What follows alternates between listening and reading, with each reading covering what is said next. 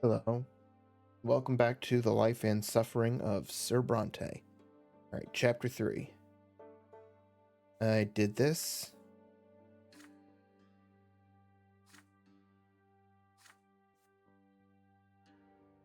This is the journey you prepared for throughout your entire childhood.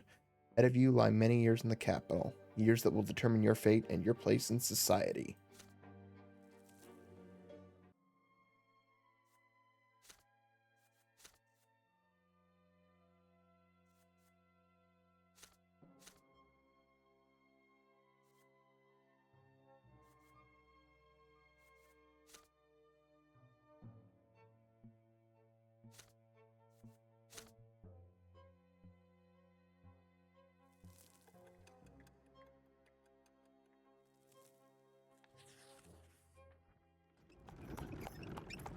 It takes a whole month to reach Eterna. You and Thomas spend the days wagging your chins and staring at the scenery as your carriage makes its way along the road and towards the next province. Soon it crosses from the familiar, barren, arid lands of Magra to the stately mountains of Illyria. During one of your many stays at a roadside inn, the two of you even manage to share a whole bottle of strong wine and keep it a secret from the servant who drives the carriage. Adult life feels positively intoxicating. Soon, I tell you, soon we'll be there. And I'll earn my sword as soon as I get accepted into the military academy. You'll see. Then nobody's gonna walk all over me like I'm some commoner. You keep rehearsing everything they taught you in school. Soon you're almost at the end of your long journey. You've left behind the arid rocks of Magra, the mountains of Illyria, and the flooded meadows of Archnia. Eterna, the capital, is right ahead.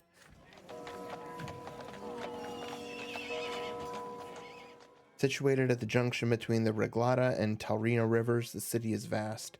Three majestic stone bridges keep its three shores interconnected. Smooth stone paves the main city streets, gilded moldings decorate the buildings, towering pillars reach high into the sky. Your carriage takes you past a spacious park with marble fountains and intricately trimmed bushes. On the streets, you see ornately decorated carriages bearing Archnean coats of arms and abundant merchants' tents filling the streets with beckoning cries and unusual sights. The spires of ancient temples dot the city skyline.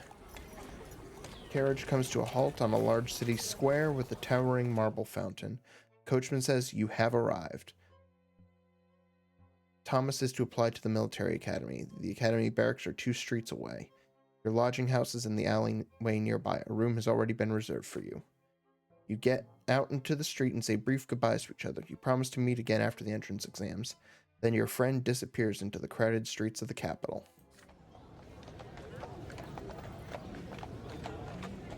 You are left to your own devices in this vast city. A group of nobles walk past. They are dressed in well-fitting clothing, decorated with gems and golden thread. You are not even noticed. Street urchins chase a dog down the alleyway. Soldiers of the Imperial Legion are marching to fifes and drums towards the barracks. Humble pilgrims are gathering to the great temple of the twins. There are the sounds of music and fountains and the smells of baked bread and garbage drains. You quickly check in at the lodging house, then go back outside. The sun is setting.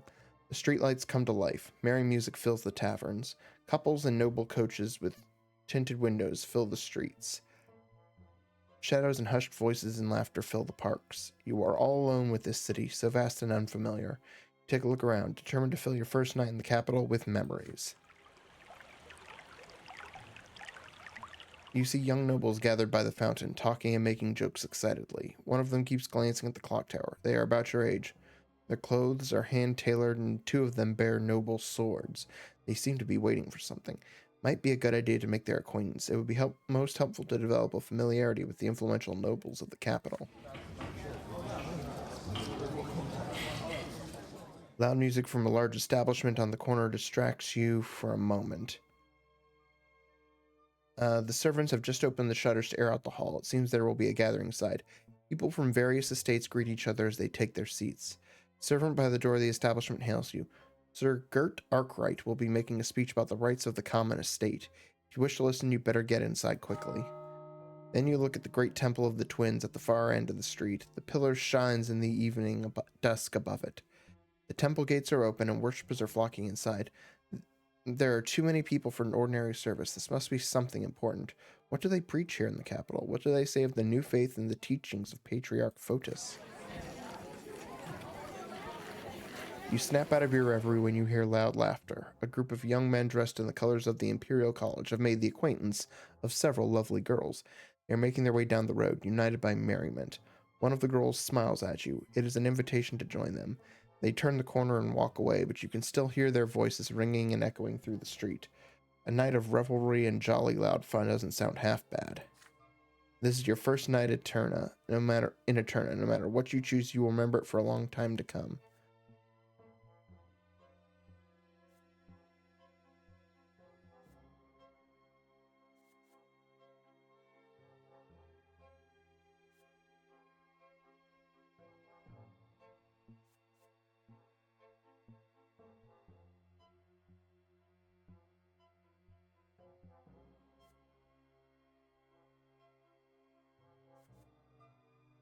Why not?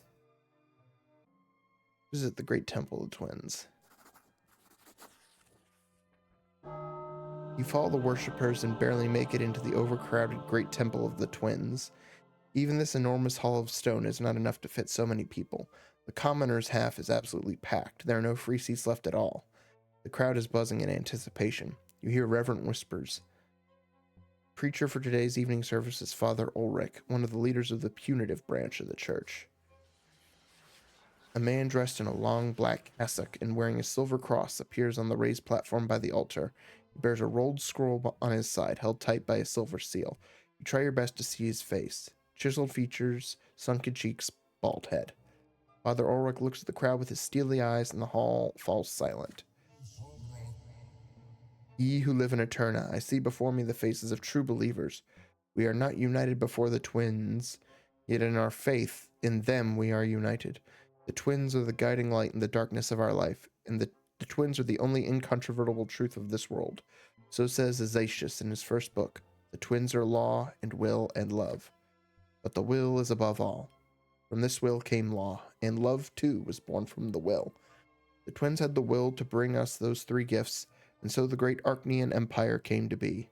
The twins had the will to lead us. So we are no longer lost in the darkness, now guided by true faith. The twins brought their teachings to us when the Empire was founded, and so they created the very foundations of our lives, the knowledge of the lots, and of the hereafter, and of the paths we must follow in life. This is their legacy and their gift to us. So heed these words. You who are righteous and live by your lot, you shall be brought to the peak of the shining pillar for an eternity of bliss. But you who live in defiance of your lot, you shall endure eternal suffering at the foot of the pillar. Every soul will face the stern gaze of the twins upon their true death and answer for every misdeed. There is no escape from this judgment. So heed my will, for it is the will of the twins. Follow your lot in life and follow the words of Azatius, and then you shall reach the peak of the pillar, awaited by our gods.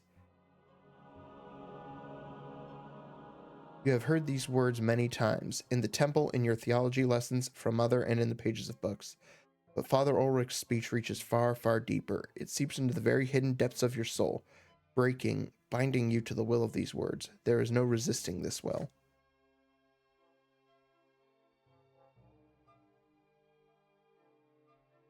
Oh, whoa. Father Ulrich is right. There is no task more crucial than living by your lot, so you may face the judgment of the twins in the hereafter. All doubt you had before your visit to the temple is gone. You feel joy at each word spoken by Father Ulrich. The truth was revealed to you all along, yet you allowed it inside you only now. You know the twins are always watching over you, always guiding, always protecting, always judging.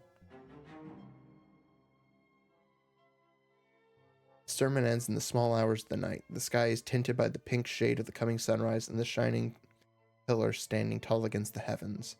You return to your lodging, prepare all your things for the coming day, and drift off to sleep free of any fear or doubt.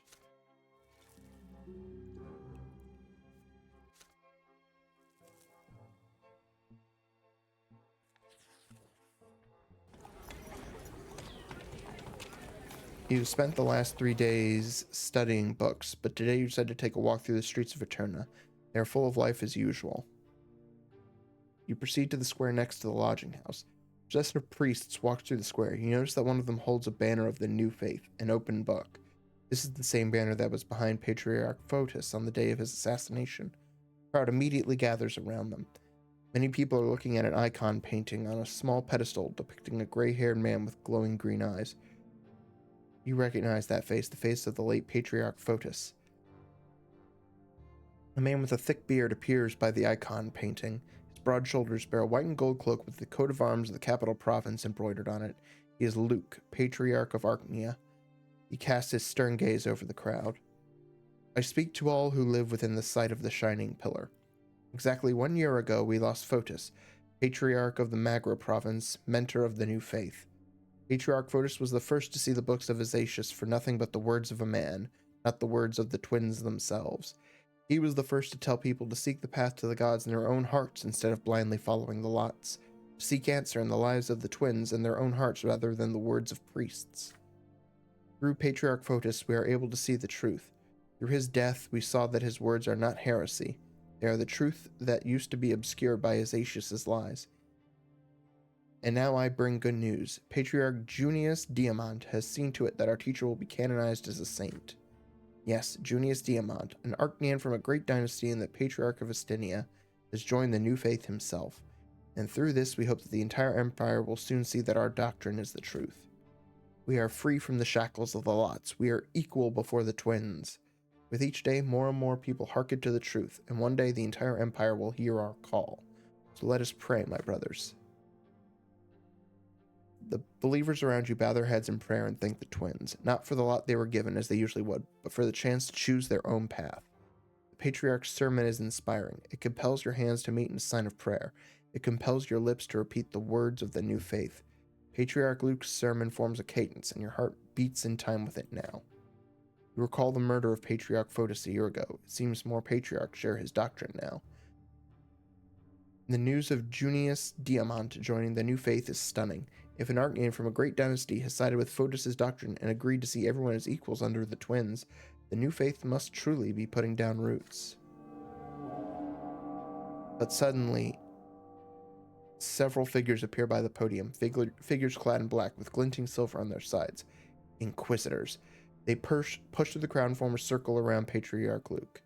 One of these priests rises before the crowd. He is clean-shaven, tall, with chiseled features. Everyone falls silent at the sight of him. The Inquisitor speaks with a booming voice that can be heard by all. I am Father Ulrich. In the name of the twins and by my right as an Inquisitor, I order you to turn around and leave. The words you're hearing are full of lies. Patriarch Luke has set out to poison your hearts and minds, and the Inquisition will not allow this heresy to spread. The only true path in life is the will of the twins. Life offers us no other choice. You are hereby ordered to disperse at once. Most people leave the square immediately. Few want to get involved with the Inquisition. Some people stay, however, and some even shout angrily, "We want to listen to Luke. He is the Patriarch of Archnia, and he has more to say. Get away from our sermon, old believers. We will not listen to you and your hoary old lies about the lots." Inquisitors, bring those who may yet listen back to their lots, and leave the others to the champions of faith. The black-clad Inquisitors descend from the podium and approach the people who chose to stay. With nothing but their words, they make people stop shouting and start listening. The uproar ceases quickly. They have dissected the crowd, split it in smaller groups that surround each Inquisitor. One of these Inquisitors chooses to approach you. He is a humble-looking man of age with a rough haircut. He looks you straight in the eyes as lively, soulful voice forces you to listen to his words, despite yourself. My name is Father Jeremiah. I know your thoughts were stirred by the Patriarch's words. You are not sure whom to trust, but I teach at the seminary. I have been studying the teachings of the twins my entire life. You can trust me. I know you can hear what I have to say. I see their light in your eyes, the light of the true faith. Will you listen to my counsel, my son?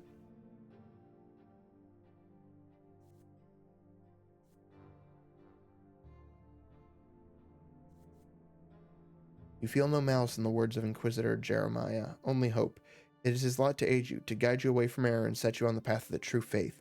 He is a priest, so he should know the truth. Or perhaps the Inquisitor himself is in the wrong?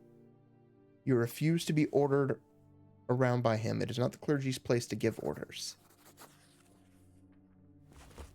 You strike a pose of authority and eye Father Jeremiah sharply. Inquisitors cannot order people around, you say. It is not within the lot of the clergy. Only nobles can give you orders. The other commoners look at you in terror. You have just defied an inquisitor. However, Father Jeremiah still looks at you without any of the anger you had expected. My son, your words do indeed contain a germ of truth. I am an inquisitor of the clergy, and, by the will of the twins, I cannot give you any orders. But know this, the Inquisition does not imprison everyone suspected of heresy. We exist to protect souls, to guide and save them. We pursue dangerous doctrines and seek to rescue every soul we meet. Arrest or execution is our last resort, reserved only for sinners beyond redemption. You can see that I am merely speaking to you right now. I have not resorted to force, nor am I giving you orders. But if the need arises, I will summon the champions of faith, nobles who will be there to give orders and punish those who defy the church. But as long as you are not calling for the overthrow of faith, you are safe from them. And as you said, it is not within my lot to give you orders. You are free to go, but expect no mercy in the hereafter, for after we die, there will be none. With a bitter smile, the Inquisitor leaves you and proceeds further. You leave the square freely, your dignity preserved. The remaining people in the square continue arguing with the other Inquisitors. Armed champions of faith stand nearby, but they do not intervene. Luke and his retinue can no longer be seen. Only one thing keeps nagging at you. Father Jeremiah's words about how there will be no mercy in the hereafter.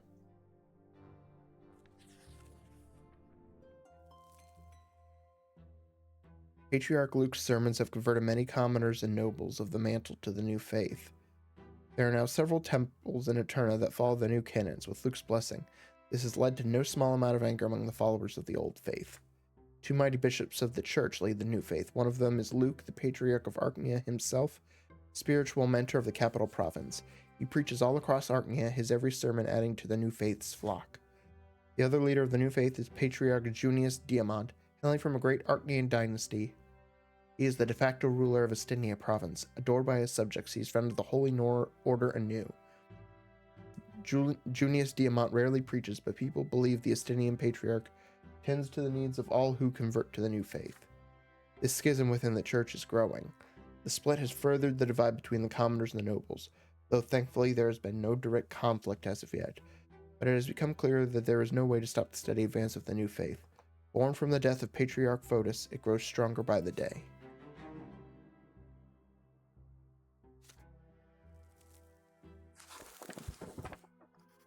The next few weeks pass by in hard work and preparation for the coming entrance exam at the Imperial College. You grow more and more exhausted with each passing day, so much that one night you fall asleep while studying another book. When you finally come to, you decide it is high time to get some recreation outside. The city of Eterna amazes you as you stroll through its splendid streets. It is another night, a different night, yet the city is beautiful still. The shining pillar is a slice of light against the dark night sky. The lamps on the facades of the building are lit. Night descends on the capital. You don't feel like going back to your books tonight. Recently, you made the acquaintance of several young men. They are children of nobles of the mantle, just like you, sent to the capital to earn their noble titles at the college. You decide to seek them out. Your new friends, Rose, no. Your new friends are having a late dinner on the next street over, loudly discussing their plans for the night. Some speak eagerly of a dueling club, where you could see the most skilled and ardent duelers in the Empire doing what they do best. You have never seen professional duelers fight. It must be far more exciting than Father's fencing lessons or that fight in the ruins in Anazat. And if luck favors you, perhaps you can even make useful contacts among the noble families in the capital. Rose, no. The others try to convince the rest to take a trip to a certain secret salon. The establishment is expecting a guest tonight, they say. A young lady who speaks about the true state of affairs in the Empire. There are many questions about the nature of the place and the identity of the mysterious speaker. But the young men have only one answer. They are forbidden to speak about this outside the club. However, they could take you there as long as you aren't afraid to learn a dangerous truth. There are others still, drinking their fill of wine rather than eating. Fencing, they say? Speeches? Nonsense. The place you ought to go tonight, they claim, is the Markian Society, a gathering for those of common estate but uncommon opinions that offers pleasures for everyone. Pleasures of the palate, pleasures of drink, pleasures of the flesh. Is this not heresy and a crime? Perhaps, and yet some of your newfound friends are eager to go there. In the end, your group splits in 3 to spend the night as they see fit. What will it be? A contest featuring the best fencers in Eterna, an establishment both mysterious and dangerous, or an encounter with people who defy their lot with audacity? You weigh your options.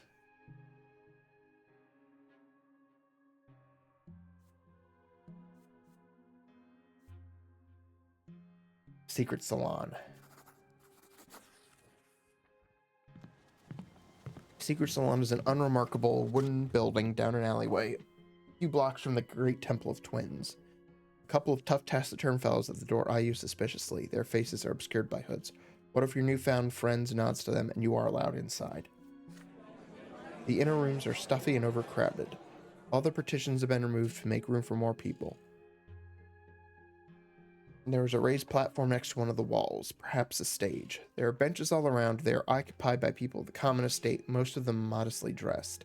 They are artisans, tinkers, street vendors, students, yet you see that some of them are wealthy and impeccably dressed. A mop-headed young man dressed like a low-ranking clerk appears on the stage, claps to attract the public's attention. When the house goes quiet, he reads a series of pamphlets condemning the supreme authorities of the Empire and their obsolete rule. A group of young men appear on the stage next, their faces covered in blue paint. They perform a derisive day entitled A Day in the Life of the Tempests. The performances are many, but their goal is always the same. They all claim the Empire is stuck in the past and has to change. And finally, after another voice of accusation, a young girl appears on the stage, and the crowd immediately grows silent. This is her, the mysterious guest they were talking about. You look at her from the crowd. You see short black hair, a slender figure, and those familiar shining eyes. Okay, it is Sophia. Brothers and sisters, you all came to this place because deep in your hearts you know. It's Sophia, the girl who used to live next door. She's grown so much since you've last seen her. But what is she doing here? But before Sophia even finishes her first sentence, a short man in a shabby jacket jumps onto the stage. He flashes a badge and screams at the crowd. Nobody move. You're all under arrest as accomplices to an insurrection against the Empire. Imperial gendarmes barge into the house. Swords and crossbows glint in the dim light. First there is confusion, then panic. Screams of fear and outrage fill the hall. Sophia is already gone. You could barely hear the cries demanding that you stay where you are. People start pushing against the gendarmes, against the doors, against the windows. Din is deafening. Only one thought remains in your mind. You have to run away, as fast as you can. You push your way to the furthest window in the hall. A hand grabs you by the sleeve of your jacket. You pry it off without looking and keep pushing forward. The expensive jacket starts to tear at the shoulder. The window frame breaks and falls outside. You drop down after it. Shards of glass bite into your hands, but you barely feel the pain. You will have time to feel it later, but now you need to run. You run and dodge and weave through the alleyways before finally heading for the lodging house. Your heart is racing, your hands are shaking. Blood is dripping from the cuts on your arms. You have no idea what happened to the people who were arrested. Finally, you reach your room and collapse onto the bed. You are safe from pursuit, but not from anxiety. What was Sophia going to say? How did she end up here in the capital after she escaped? Was she arrested too? There are too many questions, but you have no way to answer them. Eventually, you drift off into restless sleep.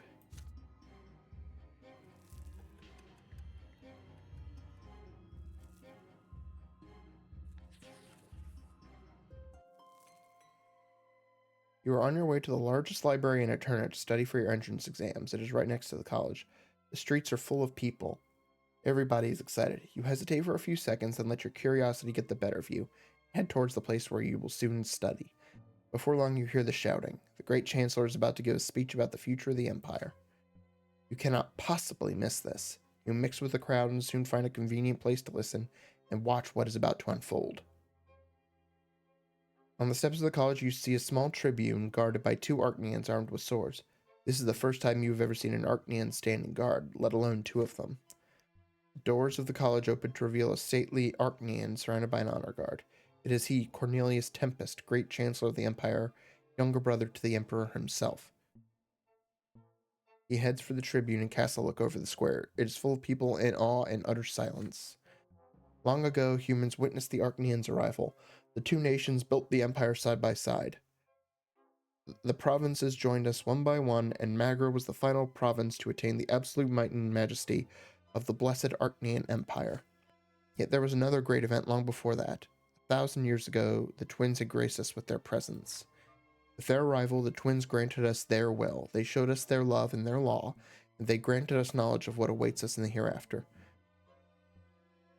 They chose the dynasty of Tempest to rule the empire, and from that day forth our dynasty has ruled this land, ordained by the gods themselves. However, it is our duty to the twins not to seek power for power's sake, but rather to lead the empire to further prosperity.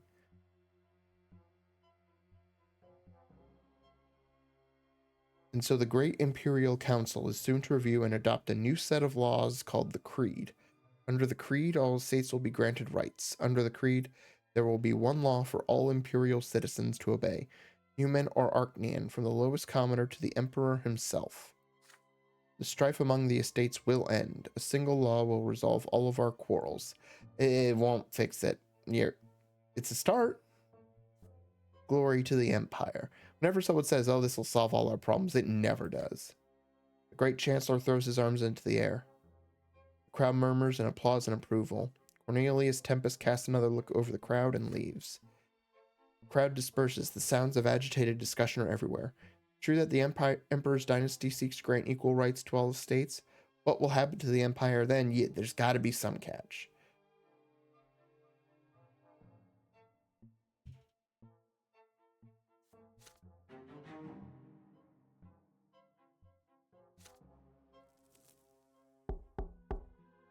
It is early morning. You've been awake since sunrise studying. There is a knock at the door. A letter from home or a hotel servant? You open the door and freeze, stunned. Hello, Brante. Before you stands Sophia, the girl who used to live next door. She's all grown up now. She looks so different, but you would always recognize those blue eyes, no matter what. You gesture for her to come in. Sophia enters the room, glances around, and sits in an armchair. You eye the girl you used to know as you sit across from her. The young woman you see now has little in common with the girl you used to know. There is cold steel in the way she looks at things. Her hair is cut short. But what is she doing here? I can explain. I've been living in Eterna for a long time now, ever since I ran from Anazat. I heard the other day that you left for the capital to get into the college, so I found you, and here I am. You ask how Sophia learned about your arrival and where you were staying, but she answers your questions with an enigmatic smile. We'll get to that later. Right now, I want to see how much you've changed since we last saw each other. As for me, I've changed a lot. I'm a whole different person now. You look away as you recall your previous encounter, back when Sophia ran away from her Archnean master. Sophia chuckles as she continues. Would you like to know what happened next? Traveled throughout the entire empire all alone. I had nothing. My journey ended only when I reached this place, the capital, with all its important people and events. This is the heart of the empire. It's a place where I can make a difference. I've made friends here, found people I could truly call my family. I've even gotten an education of sorts, and I have a purpose now. I fight against injustice. I fight against the lots. I fight those who treat our lives like mud on the pavement. And no, I'm not afraid to tell you that. I came to you for a good reason. I need help. I know you. I have faith in your good heart. Besides, this is also about the Imperial College you want to enroll in. There is a scholar there by the name of Bartholomew Dextra. He teaches natural sciences at the college. Dextra is an old man, but he's quite progressive. He'll stop at nothing to advance science and acquire new knowledge. As you know, only second-generation nobles or above are allowed to teach at the college, but Dextra, he is a commoner. He forged his patent of nobility to get a position at the college. But the secret chancellery recently learned of this. Dextra is about to face true death for this forgery. But how is that justice? A man wants to teach people, and for this they're going to take all his lives? They're going to punish him for the crime of being born in the wrong estate? It's evil and obscene, and I will not stand for it. Dextra deserves to be rescued. But I don't want to put anyone in danger, so I need your help. You're from a rich family, you're almost a noble. If you help me get Dextra out of the city, nobody will suspect anything. No one will know, and the scholar will live on to continue his research elsewhere. far away from the secret chancellery. Will you help me?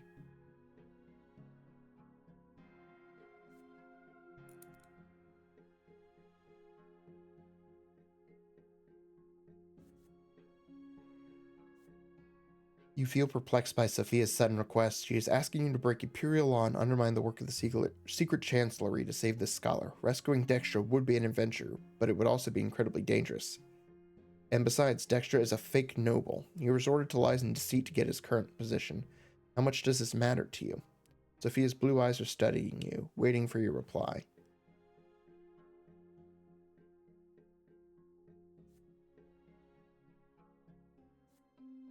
Yeah, of course. You promise to help Sophia. Bartholomew Dextra does not deserve this. He has to leave the capital. She could count on you. I knew I could count on you. Then we must act at once. There's no time to waste. Dextra is to be arrested tomorrow. Here's his address. Go there as soon as the sun sets. No one will suspect you. Dextra often tutors young men for the college entrance exams. Tell him the owl sent you. Use the back door to get out. Carriage will drive up to the backyard. The driver will hoot like an owl. Take you to the south gate. If the guards stop the carriage, just talk your way out of it. Once you're outside the city, Dexter will ride away in a different carriage. You'll go back the way you came. I'll meet you in Majesty Square. You nod to her words and your hands start to shake. You are about to go against the secret chancellery. You are going to help someone escape punishment. To defy your own lot like this, it's unthinkable. When the sun sets, you leave the lodging house and walk quickly, glancing over your shoulder repeatedly. Bartholomew Dexter's house must be somewhere around here. You find the place. A genteel old man opens the door. His face is covered in wrinkles, his shoulders are stooped, and yet his eyes are sharp and lively. Bartholomew Dexter looks at you for a moment, then asks why you have paid him a visit. You tell him you want to enroll in the college and are looking for a tutor. Dexter nods and invites you inside. Once you make sure nobody else can see or hear you, you whisper to the scholar about the real reason for your visit. The secret chancellery will be coming for him tomorrow when he has to leave now to escape true death. Dexter freezes, then turns to you. How do you know about him and the secret chancellery? You tell him that the owl sent you and has provided for his escape. As for the secret chancellery, they want him for forging a patent of nobility. The moment you utter Sophia's name, the lecturer calms down and starts packing for the journey. You watch him distractedly and notice that he lives in a rather austere fashion. It does not take him long to pack.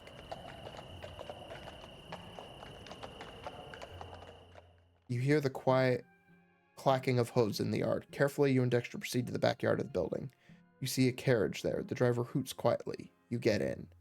Carriage rolls down the road. There is tense silence in the closed-off space inside the carriage. The scholar wrings his hands anxiously. Through the carriage windows, you see the massive city gate passing by. You are almost outside the city, but then a loud voice reaches you. Halt! The driver obediently halts the carriage. Two city gendarmes approach you. You leave the carriage to face the gendarmes before they can get a peek inside the carriage. They look you over and ask where you are going so late at night. You tell them you are the son of a judge in Magra, here to enroll in the college, and right now you wish to visit the estate of a newfound friend. To convince them further, you mention the name of a noble son you have become friendly with. The gendarmes release the carriage and wish you a pleasant trip.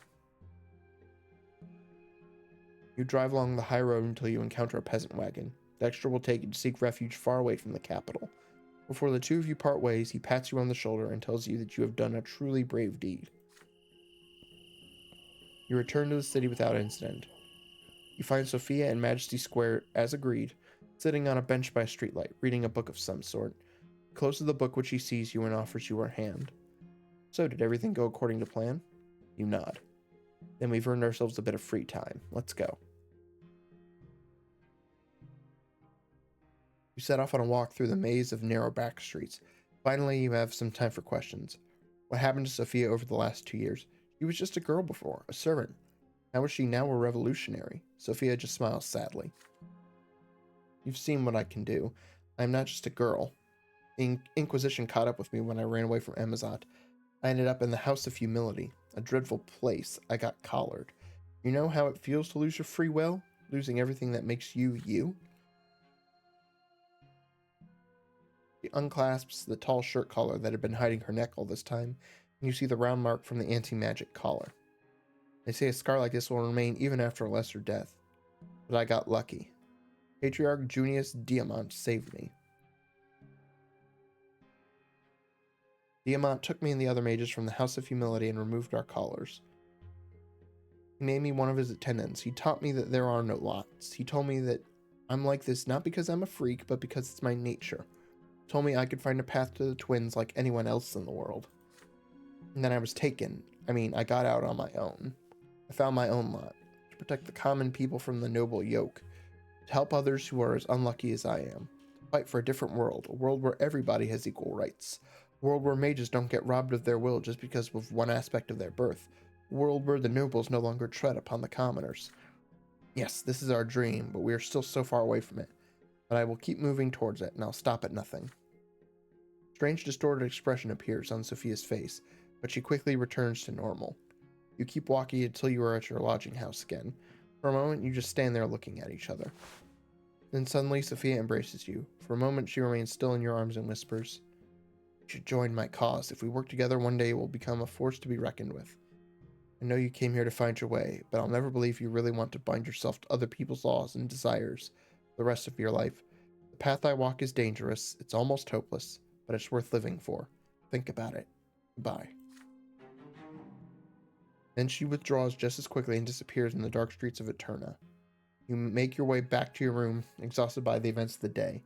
Is this really just a single day in your life? I will never forget that day. For it was then that I chose the path I would walk for the rest of my life.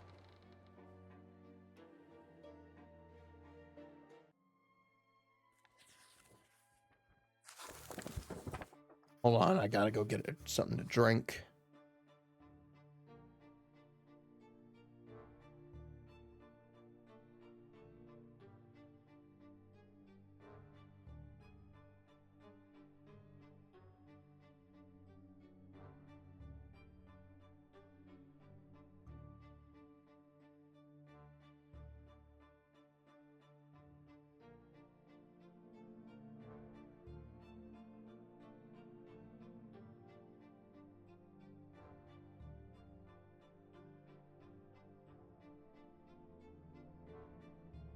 Alright, back.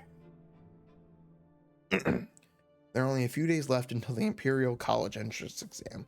History, law, theology, you spend all day reading and rereading the books you brought with you, studying at the Library of Eterna for hours, sometimes until it closes. As the day of the exam approaches, your hands start shaking more and more. Finally, the day comes. Clear sky hangs over Eterna today. The breeze is warm. You dress in your best outfit, a gray jacket and velvet culotte trousers. You comb your hair carefully and polish your boots till they shine. You leave the lodging house and head for the Imperial College. Your legs grow heavier with each step. Your anxiety at the fact your fate will be decided today is virtually tearing you apart. It's tearing me apart, Lisa! The college is a majestic building that looks not unlike a castle. In the square in front of it, you can already see several dozen people. Young men, sons of the nobles of the mantle like you, waiting for the college's doors to open. Time slows to a crawl. At last, the doors open. A stately man dressed in a professor's mantle appears at the entrance. He is the dean of the college. Students to be fall silent as the dean gets ready to deliver his welcoming speech. Hold on.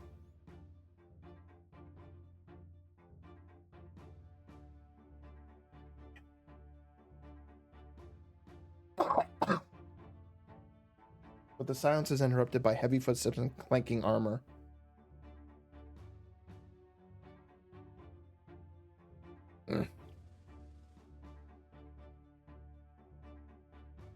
Squadron of warriors emerge near the college, led by Arcanian officers. Their banner bears an image of golden grains. The noble militia of Monia province? What are they doing here? Hold on.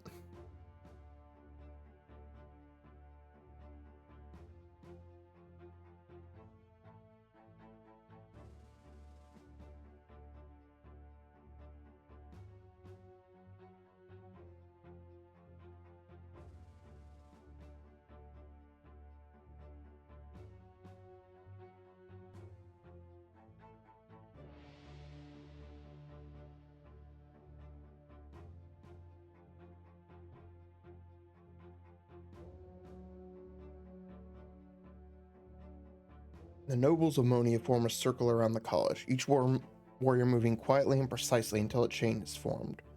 One of the Arcanians is clad in an old-fashioned suit of armor. He is the leader of the militia. He locks the bar on the massive doors of the college into place, then proceeds to the stairs to address the crowd loudly. Commoners, before you stands Agarius of the Monrogue dynasty, Archduke of Monia. By my will, the college is hereby closed and today's entrance exam is cancelled. Your lowly origins make you unfit for the great honor of rendering service to the Empire, right that ought to be available only to the hereditary nobles of the sword. College's reputation has been tarnished. It breeds mock nobles who bear not a trace of noble blood. You belong in the lowly estate, but have forgotten your place. Cornelius Tempest and other traitors to the Empire are indulging you and defacing the institution of the nobility for their lowly interests. A noble lot for those of lowly birth. How can this be? I will not stand for this disintegration of the imperial order. Now turn away from the college this instant and return to the humble trades of your ancestors. Plow your fields, mend your boots, and work and suffer by your lot. If any of you dares to set foot upon these stairs, you will be killed at once.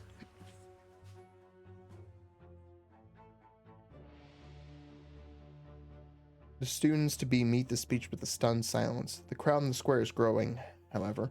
The news of the Monian noble militia and the college's closing spreads through the streets like wildfire.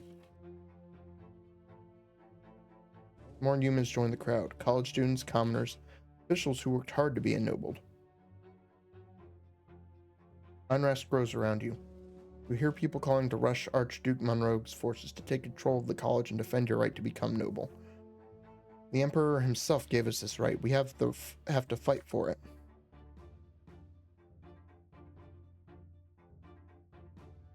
This is a decisive moment for all of you. The old gentry has challenged you. Will you accept this challenge? In the face of this shameful, illegal act by the Archduke's forces, you may prove that all of you deserve the noble lot. You will need to break through the cordon, get inside the college, and take control of it. The nobles will never dare hurt you if your presence is strong enough. If you are ready to risk it and fight for your right to the nobility, you will have to lead the charge. People keep coming into the square in the meantime, including students and teachers from the Divine Seminary. A lot of the clergy is to guide others to the right path. When the estates clash, the priests are bound to intervene. The seminary teachers instruct their students to form a line between the noble militia and the outraged crowd. The priests begin telling the warrior nobles and the riotous commoners to return to the preordained divine order, lest they provoke the wrath of the gods. The wrath of the gods. As the priests utter these words, the crowd around you disappears. Vision appears before your eyes. The Empire is ablaze. You see burning lands steeped with pain and despair everywhere you look. Rivers overflowing to extinguish the burning world. You tell that soil scorched by such fire will never bear fruit again.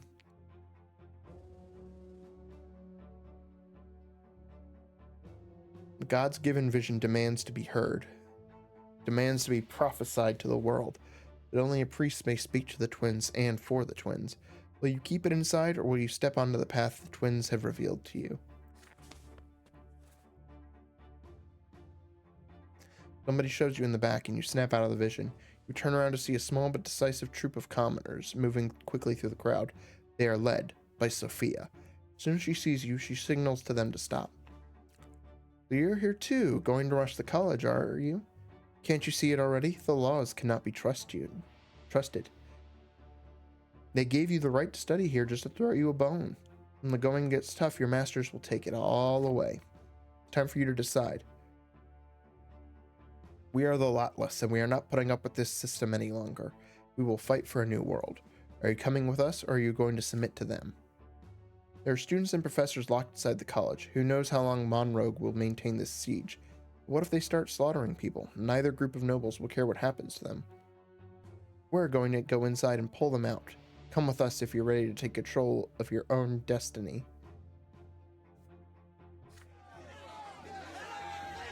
The tension in the square is palpable, and the situation is about to implode. Students, commoners, nobles of the mantle, followers of the new faith, all of them are gathering their forces to move on the wall of soldiers. They expect the nobles to let them through en masse. Surely they won't start a massacre.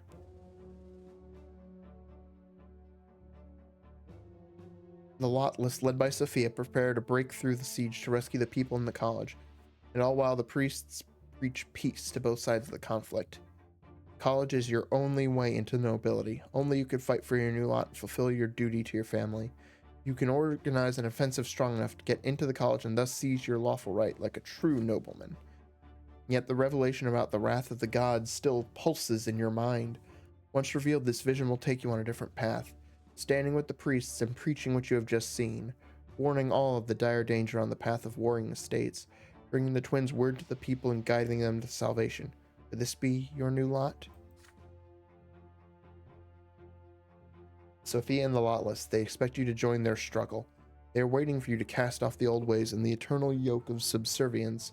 If you choose this path, you will not change your lot, and your suffering will continue. But your suffering might just change this world. This is the moment. Your future will be decided here and now.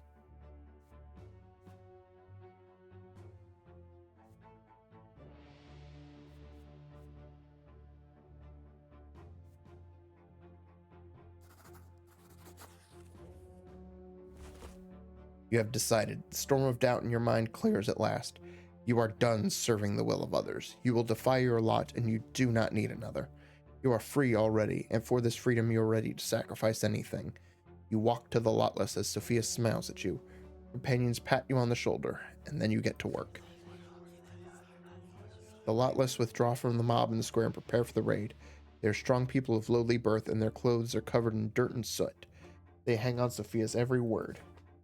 So the plan is simple. I will go to the warriors by the side gate and distract them. You know me. I have my ways. The rest of you must get inside the college and lead the people outside. When you are done, wait for my signal.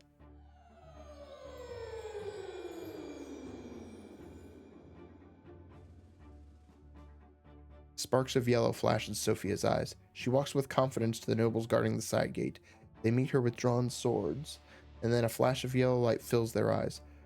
Warriors freeze in place. Sophia walks away and they follow her obediently. The path is clear. You hear one of the Lotless gasp in awe. That's our owl, all right. Only she could do that. It's time. You open the gate and get inside the college, leaving the cries of the mob behind. Nobody stops you. Once this is done, you scatter to search the halls for students and professors. They are not too eager to trust the trespassing commoners, but with Arcanian swords hanging over their heads, they trust you anyway. Your student garb helps you convince them. You take everyone you could find out of the college through the same unguarded gate. The Lotless take a roll call in an alleyway behind the college. You rescued almost 24 men. Sophia is the last to reach you. It is time to leave. The maze of hidden alleyways takes you safely to a patch of abandoned land.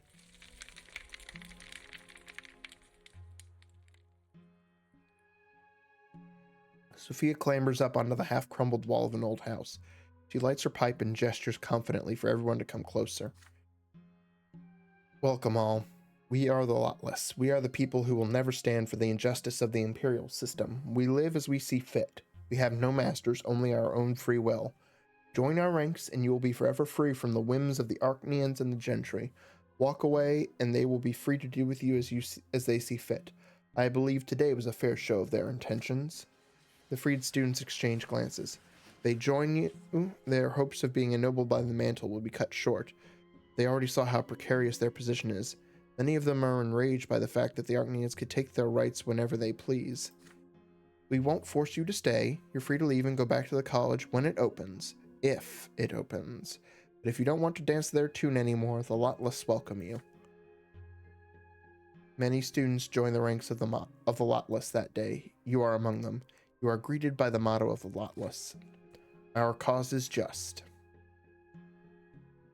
Your new life has begun. Your life as a member of an outlaw brotherhood. There is no going back. You will be neither nobleman nor priest. Your father will never forgive you for letting the family down. But for the first time in your life, you feel truly free. You have defied your lot, and now your fate is yours alone. What will happen next? You remain in the common estate with no choice but to fend for yourself and make your own way in the world.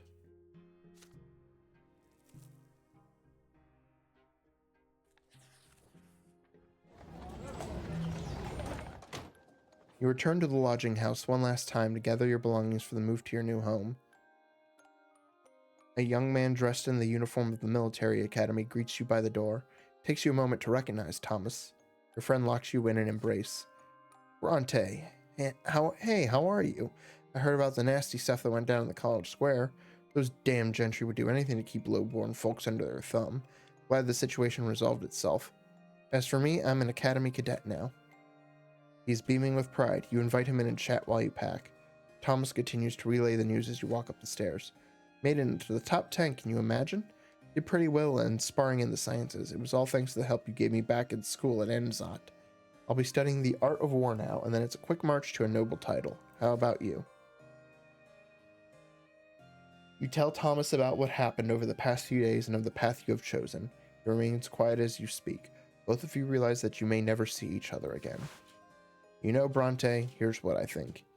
You may have your own path in life, but you're my friend. We gotta make sure our friendship lasts forever, no matter what happens to us. Here, I brought 2 brass rings. If the old tradition is to be believed, both the rings and their wearers will always remain close to each other, no matter where fate takes them. What do you say? The 2 of you grew up side by side. Thomas, the audacious, hot-headed, hot-blooded, sharp-tongued boy who used to live next door. You can't imagine your childhood without him. Would it be right to promise him that your friendship will last forever, no matter what happens?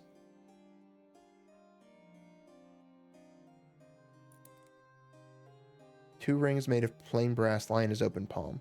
If you wear these rings, you will be bound by ties of friendship for the rest of your life.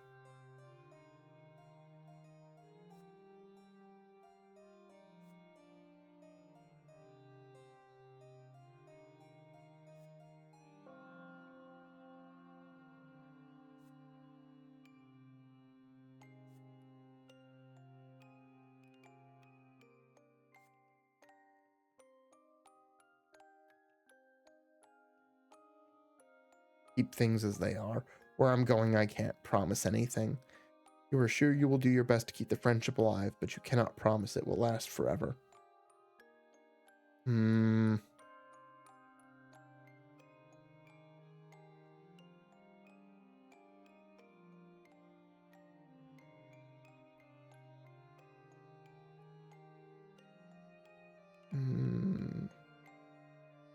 Okay, yeah. Take it. You take one of the rings from his outstretched palm. 2 of you have walked side by side ever since you were children. Even though your paths in life may diverge, nothing will ever tarnish your bond. You are ready to preserve your friendship in brass forever. You put the brass ring on your pinky. A perfect fit. Thomas does the same. He starts beaming again. Now we're friends forever, for all eternity. We gotta celebrate this. Come. I know a place I gotta show you. Tastiest meat I've ever tried, Brante. My treat.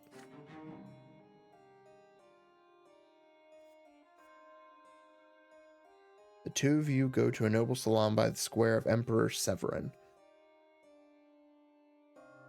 Surrounded by tobacco smoke and mead bottles, you wag your tongues, recall the days of your adolescence, make plans for the future. Nobody knows what could be waiting for you, but you promise you will never lose sight of each other.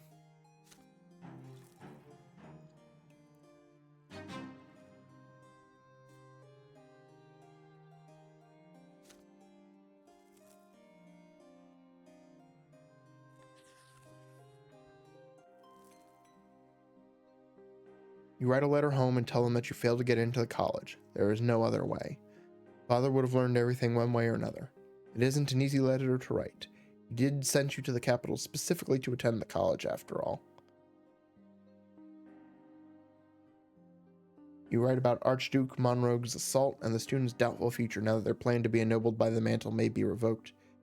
You tell them that you plan to get a job in the capital and earn a living. They should accept your choice. The reply from your family arrives very quickly.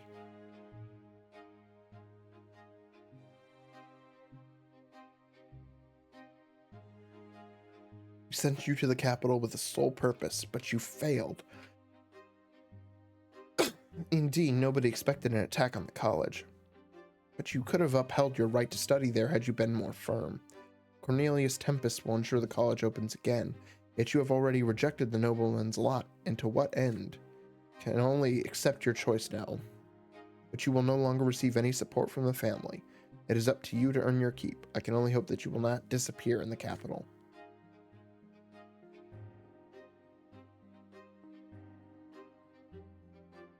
This entire siege incident is nothing but a poor excuse. You failed to uphold your right to enter the college, and that is the end of it. Cost Father so much time and money to send you to the capital, and you rejected it all? And for what? To remain a commoner until the end of your days? I hoped you would one day become my equal, but now the very thought of this is just absurd. There is another letter. It is from Gloria. Seems neither Father nor Stefan knew she sent it. Sir Robert smashed a vase when he read your letter. Stefan screamed at the top of his lungs about low-born and foul bloods. Fortunately, I led Mother and Nathan away before we all got in trouble. But I'm proud of you. You defied Father's will. You went against all expectations, against this entire rotten system. You made this decision, now follow it to the end. I believe this path will lead you somewhere worthy. Take good care of yourself, my brother.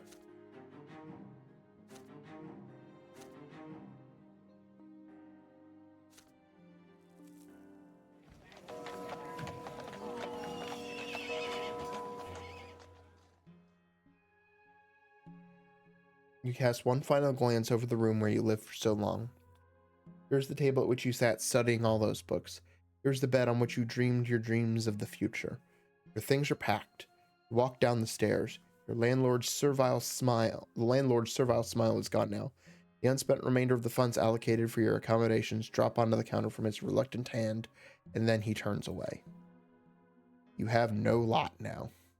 You are free. Free even from the knowledge of your tomorrow. You have cast away your destiny. But for what? This remains to be seen. The Brante family will support you no longer. But you have to find a place to stay in the capital so you can aid the Lotless. And so you seek Sophia.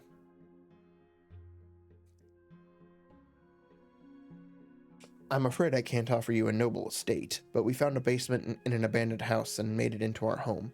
It's on the bank of Reglata, by the river port. It's livable. There's only one room for everyone, so bring your own bedding. But it's warm and clean, and we have food and a place to keep our things. You'll be safe. After all those carriage rides, going through the city streets on foot isn't half bad.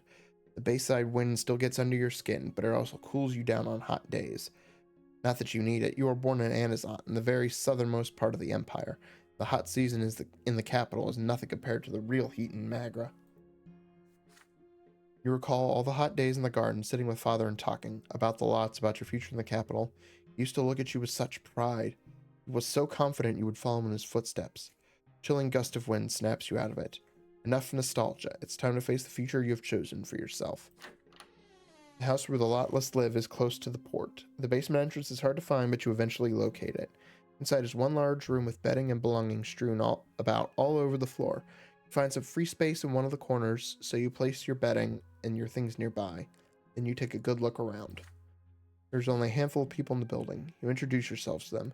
They show you the utilities. A small kitchen and a room with a stove and several buckets of water. If you need more water, the river is right nearby. You ask them how long they have lived here. About 8 months, one of the Lotless tells you. They took over this basement back when they only had 10 members. Most of them were more or less homeless, disowned by their families, expelled from the college, academy, or seminary. Sophia found a place where they could live together. Everyone sleeps in the basement and meets in the abandoned house above. Sophia certainly is thoughtful, you intone. That she is, your fellow Lotless says, nodding.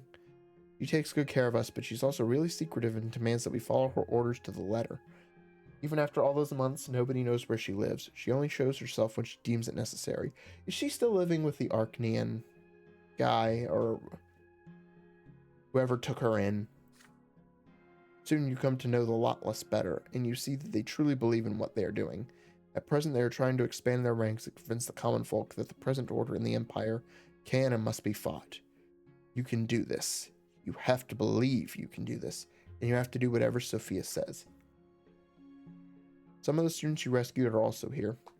With their arrival, the ranks of the Lotless practically doubled. The events of the college turned to get them against the current system. They are eager to act, and so are you. Sophia meets with every newcomer in private. It takes a few days before she finally speaks to you two. Sophia is sitting at a desk behind a pile of papers. She looks worn out, but still smiles at you. Hi. There's a reason I wanted to talk to you last. Our ranks are growing, but not everyone is as smart and learned and cunning as you. I need results and I expect to get them from you. We have to tell the common folk the truth about what happened at the college. It doesn't matter how we do it. The Lotless will never forget, and we will never forgive the nobles for what they did. We have to tell people we exist, and we have to recruit new members. I know you could think of a way to do both. I expect a report in 1 week at our next meeting. Good luck. Sophia stops talking and looks at you. You nod. There's something else you want to tell her, but you have no plan just yet, and it seems she has no time for small talk. You'll leave the meeting room. What will you do now? How can you tell people about the Lotless without everyone getting arrested? The best place to do this would be somewhere on the outskirts of the city, in the markets and taverns where commoners tend to gather.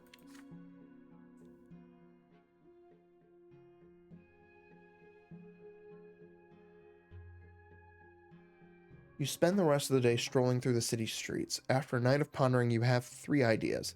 Your first idea is the safest. Print a lot of leaflets and spread them all across Eterna. Tiny papers are easy to hand out, and all it takes is a few printed words that hit home. And a printing press. Can you even find a print shop that will support your cause? Plan number 2. Talk about the Lotless to anyone willing to lend an ear. This is a more reliable option. After all, people tend to believe other people more than words on paper. It's more dangerous, too. It's easier to arrest an orator than an author. And your numbers are too few as it is.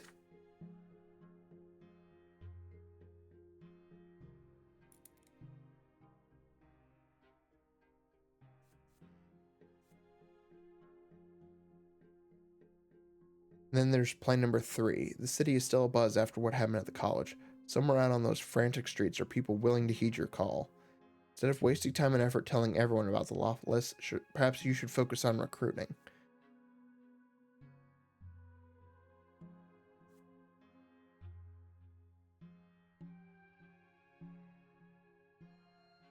Condemn the nobles. You organize groups of agitators who will spread the truth by word of mouth in the city squares. You gather the students you rescued a few days ago and ask them a question. Are they ready to tell people the truth about what happened?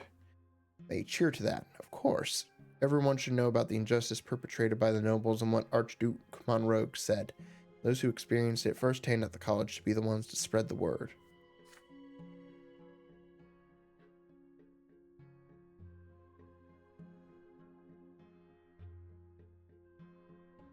You discuss the details of the plan together. Right now, all you have to do is open your eyes, convince them that this has to stop, get them ready.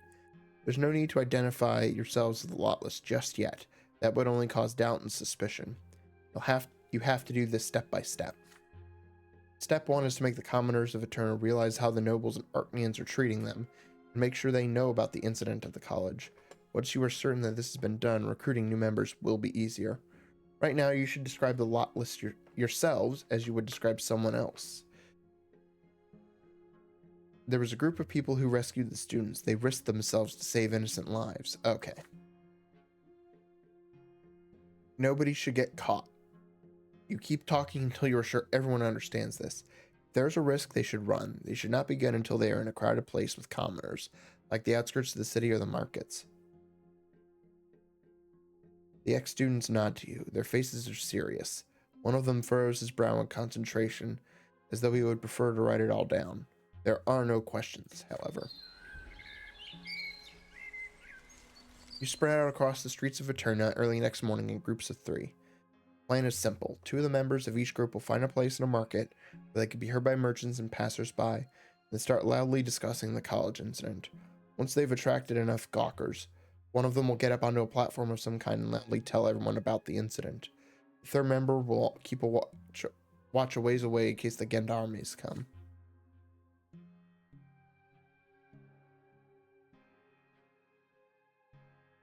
You meet back in the evening and share the day's results. 3 of you had to run away from gendarmes, but the others were more successful. One young man even got a few free drinks at a tavern, and his friend had to help him back. You agree to continue the next day.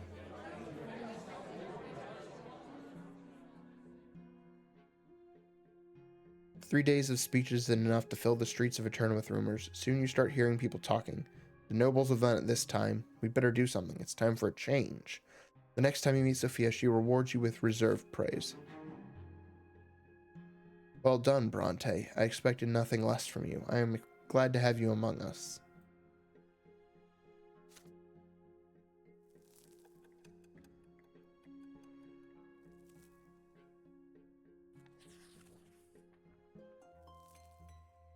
You have lived another year in the capital. A turn has been shaken by what is now known as the Trial of the 50. 50 people stand trial at once, all prominent members of several political circles. They are accused of treason and conspiracy against the crown. The accused spoke in favor of reducing the power of the nobles and granting more rights to the common estate. There was no mention of rebellion, yet those words alone were enough to indict them. Every session of the trial is open to the public. It is a show of power made to discourage people from forming such circles ever again. You attend one of these sessions. The 50 face their verdict: forced labor in the mines of Magra and Illyria for regular members, and true death for their leaders, 6 men and 1 woman. The public execution takes place in the central square of Eterna. You remember the woman. Her name was Annie Serin. She made a speech before her execution. A young woman, not too tall, her face almost plain, with long bangs over her eyes. She looks calm even at this moment. You cannot believe she is about to leave this world forever.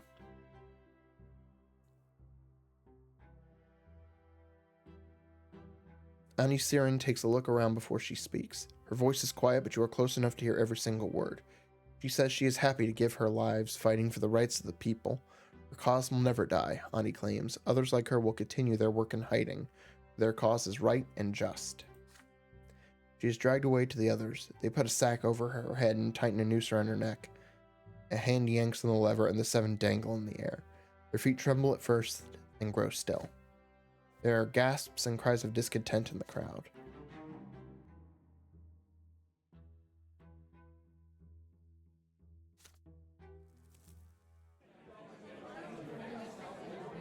The ranks of the Lotless are growing steadily now. It's getting harder and harder to breathe in your makeshift meeting hall. People are coming from all across Eterna. Most of them are commoners. Laborers, craftsmen, eager students, and all of them feel that the social order based on the lots is out of date. They are always discussing this, both at the major meetings and one-on-one. How can you change society without taking up arms? How can you defend those who suffer at the nobles' hands? You write several articles for a newspaper that is sympathetic to your cause. You cover the pages of the Imperial Sunrise with freedom-loving ideas, but before your words reach the printed page, you let Sophia read them. I like your articles. They really sting. They burn with genuine fervor and true audacity. Most importantly, you've been calling for action more and more. Our cause is just, and I know it well. But your words light a fire in men's hearts. They bring hope for change. I'd never be able to do this without you, Brante.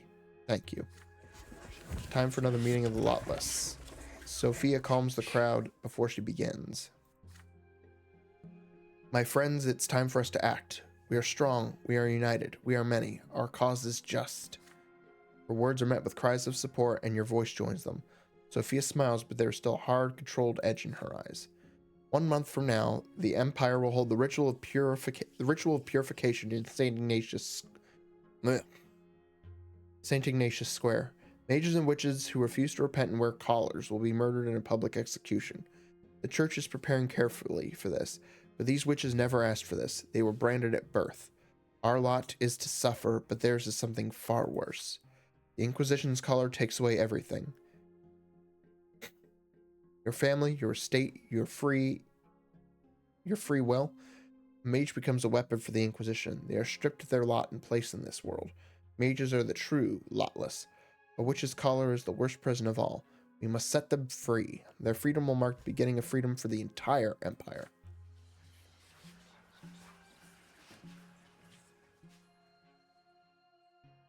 The cries of approval die down, replaced by a growing mumble of confusion. Nobody in the room wants to openly defy the Inquisition. Sophia raises her hand, her eyes glinting in the reflected golden candlelight. The room falls silent. We are not going to wage war against the Inquisition. What we are going to do is hold a march to support the mages. This will be our statement. We will seek the support of Patriarch Junius Diamant.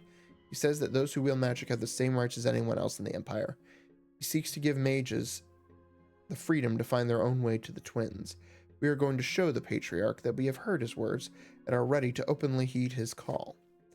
I am a mage myself. He took off my collar and allowed me to choose my own path. I'm going to give every mage and witch the same chance. Nobody ever chooses to be born with magic, but mages have the right to choose to abandon their power and follow the twins. Our cause is just. Oh boy, I'm getting the bad feeling that she's going to get corrupted and turn into like a tyrant as well.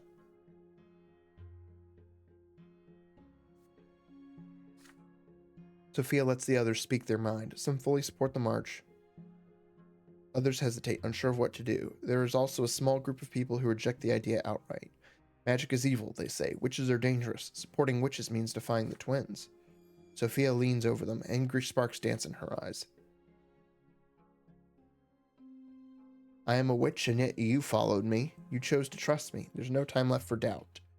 You are not ready to walk this road. It would be best for you to leave the Lotless right away.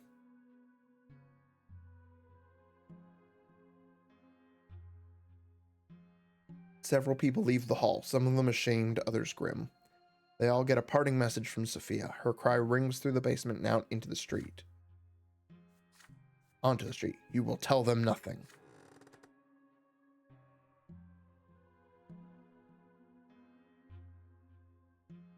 Everyone else goes quiet. This is the first time anyone has seen the leader of the Lotless shout like that. Sophia drops back into her chair and asks everyone except for you and 3 others to leave. You know these 3 Lotless. Sophia uses them for special assignments. You get ready to hear what she has to say. Yeah, I'm getting the sneaking suspicion that in order to do what she thinks is right, like she feels like she has to rule with an iron fist and like force everything and become a dictator along the way. Feel like that's what's going to happen. The goal of our march is to get Junius Diamant's attention. We need his patronage. It is essential that he hear about us and support our movement.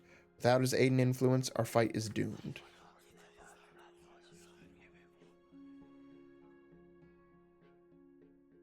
With that, Sophia starts giving orders. She sends a young man to get collars, tells a lively girl to gather people and prepare banners, and instructs a lean Legion soldier to plan out the shortest route and the best location to begin the march. Then Sophia dismisses them. It is only the 2 of you now. The basement room you use as a meeting hall grows empty and quiet. You finally notice how tiny and exhausted Sophia looks. Dark rings encircle her eyes, and her skin is gray as parchment. She works so hard for your sake. After a moment of quiet, Sophia speaks to you about the Imperial Legion. I don't want to scare the others too soon, but I think you know what I'm going to say. If they have trained legionnaires guarding the square instead of prefecture gendarmes, the soldiers won't stand on ceremony. Some people might die during this march. You spend half the night planning escape routes in case you have to run for your lives. By the time the plane is finally ready, both of you are on the verge of nodding off. There is one more thing Sophia wants to discuss, however. Many people have joined the Lotless over the past few weeks, but we still don't have enough members. We need to attract other people on the streets in order to make our march stronger. People need to see that we aren't just misfits. Sophia has 2 ideas for attracting more people to the march, but you only have enough time to implement one of them. You could call upon the commoners who support the doctrine of Patriarch Fotis to join the march. Plenty of people in Eterna had to suffer at the hands of the Inquisition back when the new faith first emerged. Those who rejected the lots were treated like heretics and punished accordingly. Alternatively, you could seek support from the clergy and the nobles. Even among them, many have relatives and friends who have suffered at the hands of the Inquisition.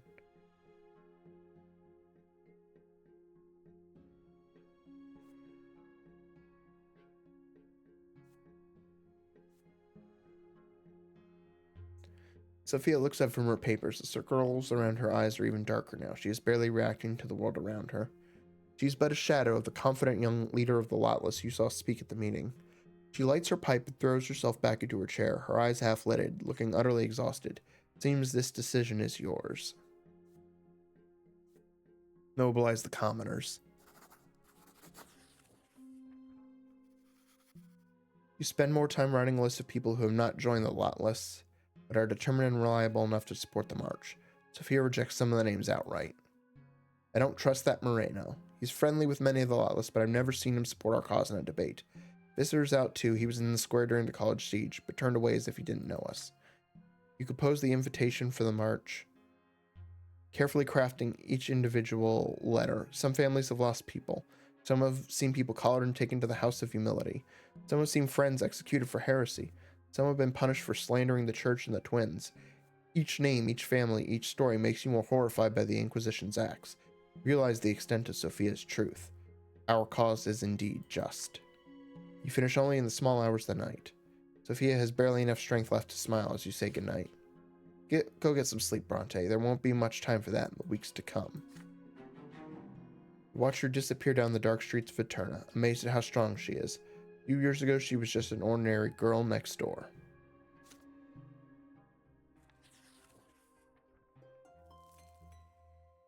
Capital is preparing for a great celebration. Coming of age of Jarian Tempest, heir to the throne. Ribbons and flags flutter in the wind. The streets are scrubbed clean and the scent of flowers fills the air. You two set some time aside to join the celebration. It is not often that you could see the ruling family of the Empire firsthand. Celebration day comes and Eterna is abuzz. Festive procession starts on the streets. Students from the college and cadets from the military academy march in front, lined up in columns, and other citizens follow suit. You join the parade around the tail of the procession. Before long, it reaches the square in front of the Emperor's palace. The ruling dynasty of Tempests observes the parade from the palace balcony. They are joined by the Empire's highest dignitaries and province overseers. For the first time in your life, you see Emperor Uther II with your own eyes, there, high up above. Columns of college students and academy cadets come to a halt at the balcony and salute the Emperor with their mottos. The Emperor raises his hand in a gesture of benevolent greeting. Then his voice echoes across the square. You can hear him easily, even from so far away. I accept your gratitude, my loyal subjects. Take pride as you wield your knowledge and valor in service to the Empire. All who are worthy will be ennobled by the mantle, by my grace. Nobles to be cheer the Emperor's words.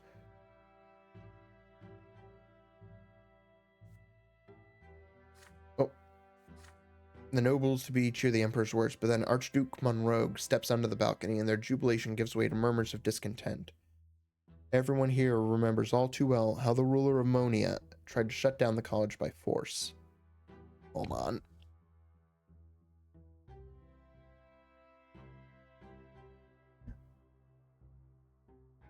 Okay. Still, the Archduke is the de facto leader of the Arknian gentry. He is a force to be reckoned with, even for the Emperor. Hail your Emperor, common folk. Be forever obedient and grateful for the good graces you do not deserve by birth. But then everyone grows silent.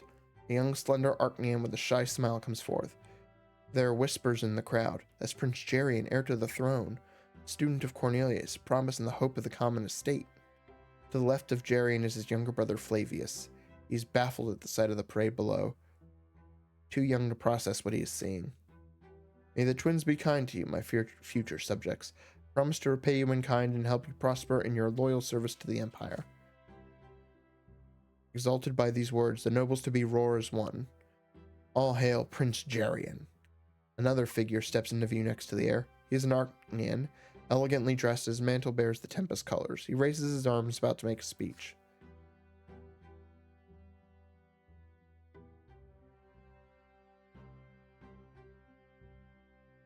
Long live Prince Jarian. Students of the college, cadets of the academy, time and again you have proven yourselves to the Empire by word and deed. Today is a day of great celebration, and in honor of Prince Jarian, you must ask the Emperor to guarantee forever the right of distinguished common folk to be ennobled by the mantle. So ask now.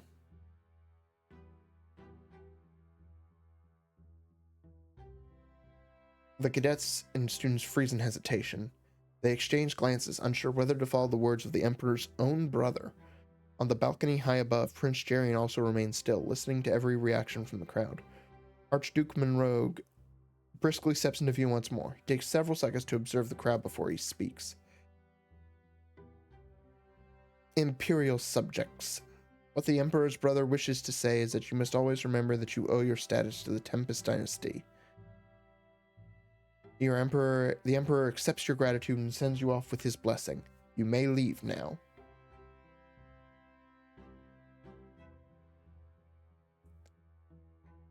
Commotion and murmurs spread over the crowd as some of the nobles to be refused to follow Archduke Monroe's order.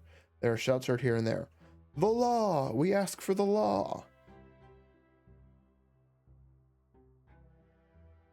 The academy officers and teachers of the college urge them to fall in line and resume the parade, but tension is rising. The crowd slowly grows enraged and unruly.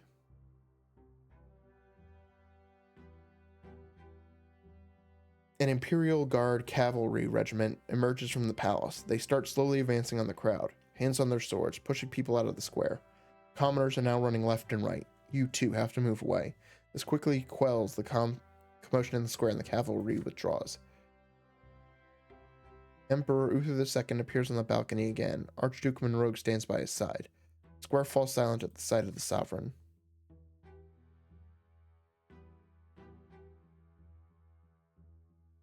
My subjects, I could see how overjoyed you are for Prince Cherian, but your show of reverence and gratitude was clear enough. Now obey my will. Continue the parade and sing the praises of the Tempest dynasty that has given you so much. The square obediently lines up in columns once again. Battle of Defiance is in the past now, and they resume the festive parade through the city streets. Glory to Emperor Uther, glory to Prince Cherian.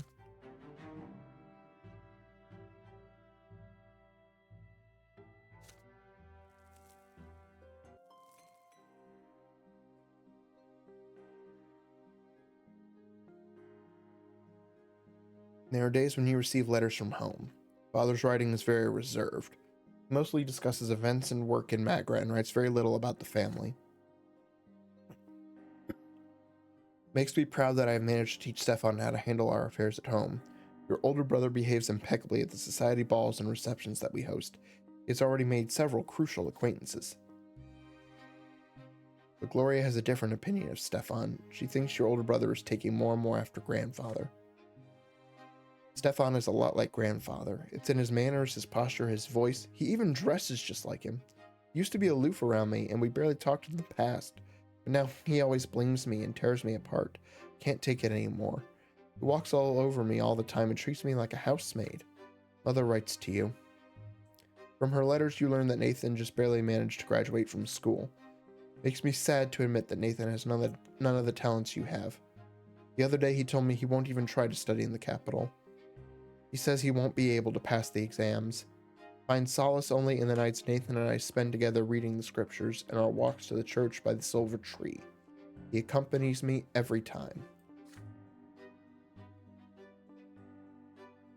Your sister and younger brother write about Mother too, and they say the same thing about her health. She now spends more time locked away in her chambers to brood. Gloria does her best to accompany Mother when she leaves home. Nathan's letters mention her steps echoing in the halls in the middle of the night. There is one more thing Nathan mentions in his letters. Stefan and Gloria have been fighting very often these days. Stefan always tries to get under Gloria's skin, and she answers him in kind. Then Stefan calls her a lowly commoner to make her shut up. You always tremble in excitement each time you see a new letter with the seal of your home province. Your fate is still bound tightly to your families, no matter the distance between you.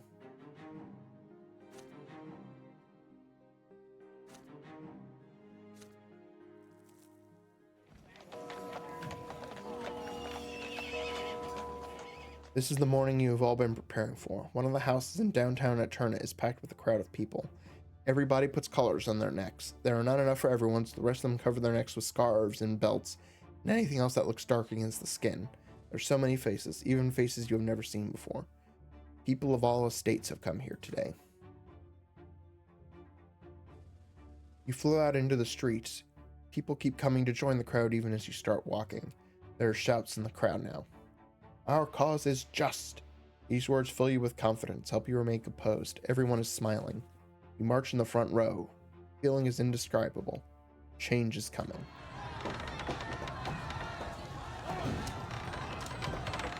The square is already covered with stacks of firewood for the pyres. You see people in collars, tied to wooden stakes, with inquisitors busy around them. The fiery execution is almost ready to begin.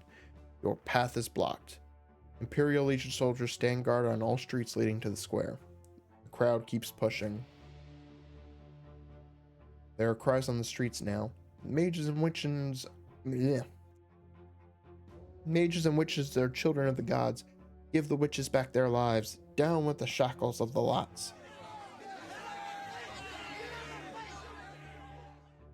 The cries of the Lotless fill St. Ignatius Square. A legionnaire yells over the mob and orders you to stand aside before they draw their swords, and then you hear a scream right next to you. We've got them outnumbered. We're going through them. Her voice rings in your head and fills you with fury and faith in victory, and you run straight at a legionnaire's sharp sword.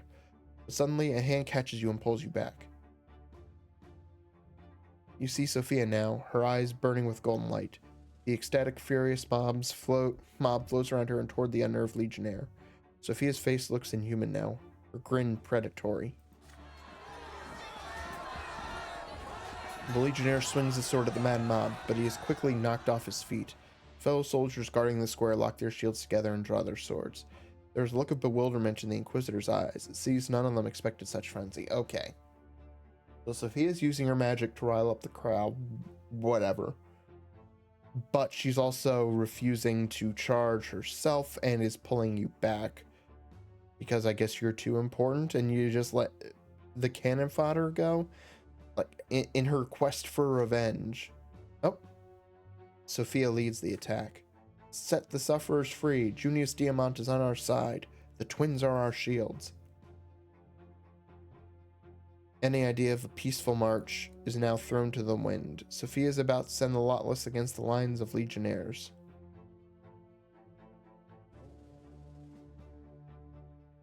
Only seconds, moments are left until they strike.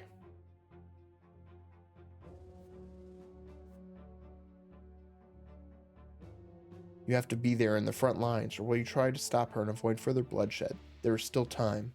Or will you execute the plan yourself and free the captives from the funeral pyres on your own?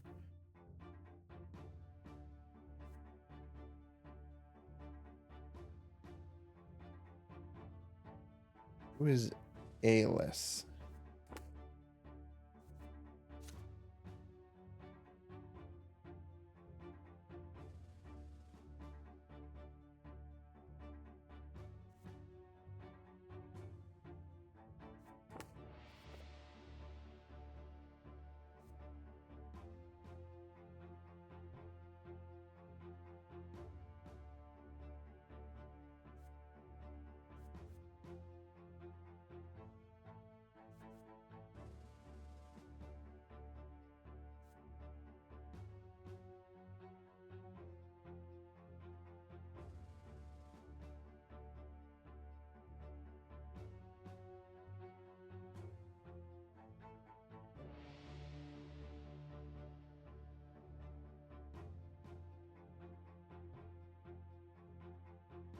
Oh boy.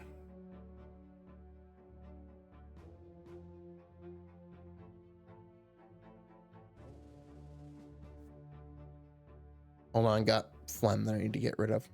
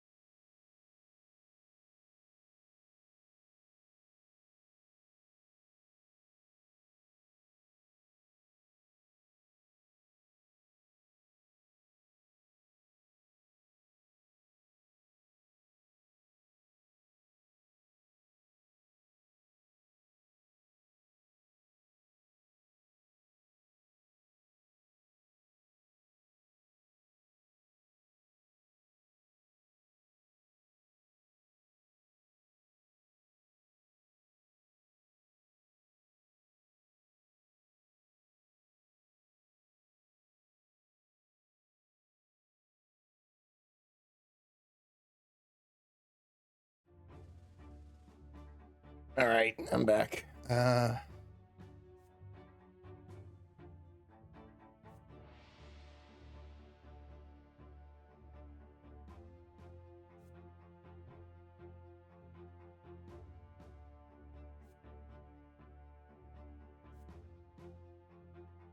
Hold Sophia back.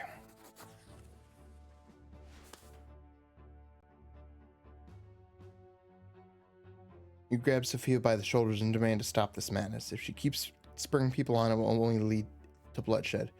She stares at you for a moment and stops shouting.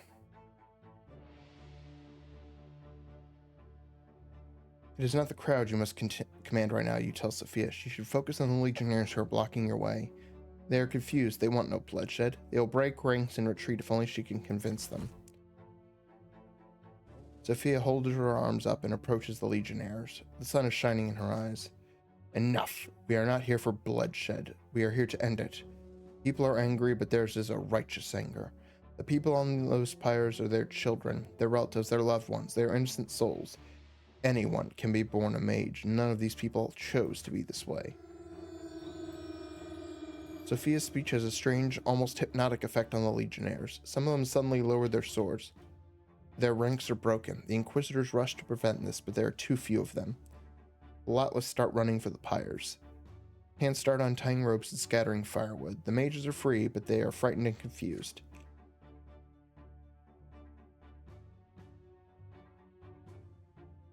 A young woman in an Inquisitor's cassock helps another woman with golden hair down from an unlit pyre. Did you just hear her apologize? The Inquisitor looks at you next. Oh, it's Jean. Thank you. Cries of victory fill St. Ignatius Square, but your triumph is short-lived. Those cries may be loud, but thundering hooves and clanging steel are louder. You can hear Legion cavalry advancing on the square.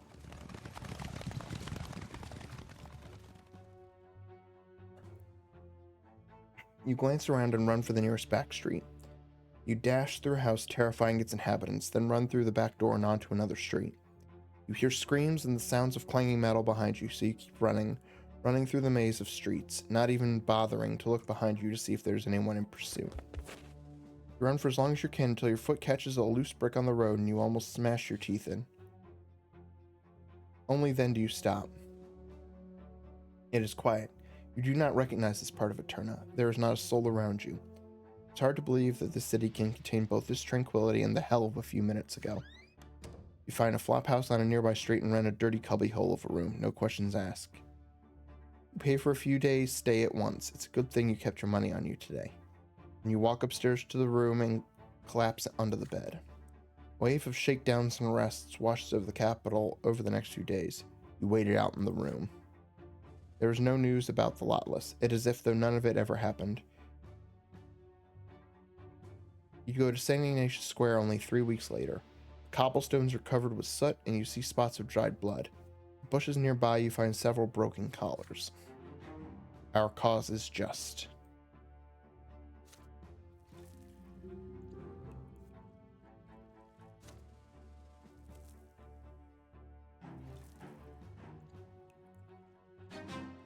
You save the enigmatic singer known as the Golden Voice from an untimely death.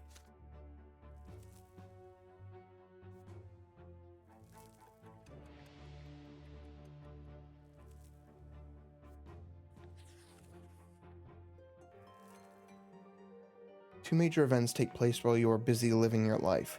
Firstly, Cornelius Tempest is no longer the great chancellor of the empire. He has been ousted and sent back to his province. His replacement is the Archduke of Monia, Egerius Monrogue.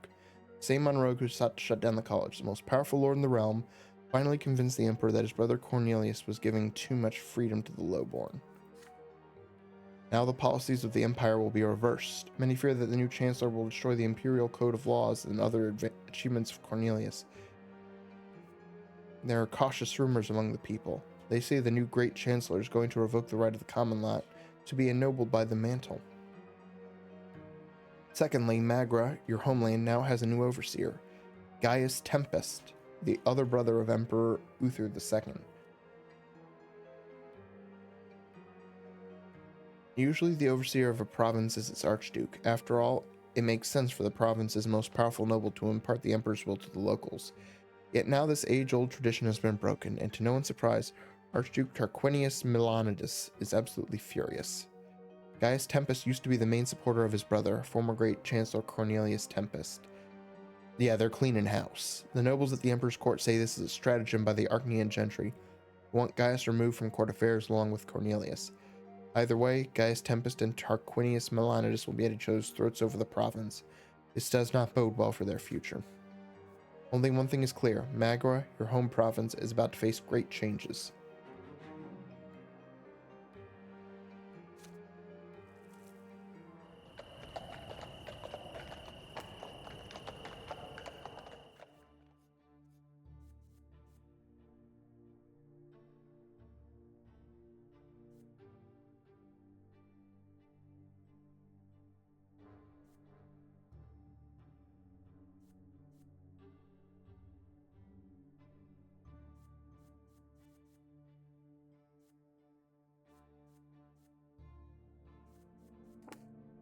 Weeks pass, then months, and not a word from the Lotless. You have to resort to odd jobs to survive. How much longer will you have to wait? Your hopes of seeing the Lotless return wane more and more with each passing day. You still recall the loss and bloodshed of St. Ignatius Square with pain. What happened to the others? How many of you managed to get away? And, more importantly, what happened to Sophia? More days pass. You hear nothing. You keep returning to the same familiar city streets, glancing at the walls and windows, waiting anxiously for a sign or a familiar face. Then one day you finally see a sign. A yellow towel hanging outside the widow Meyer's window. That means tonight.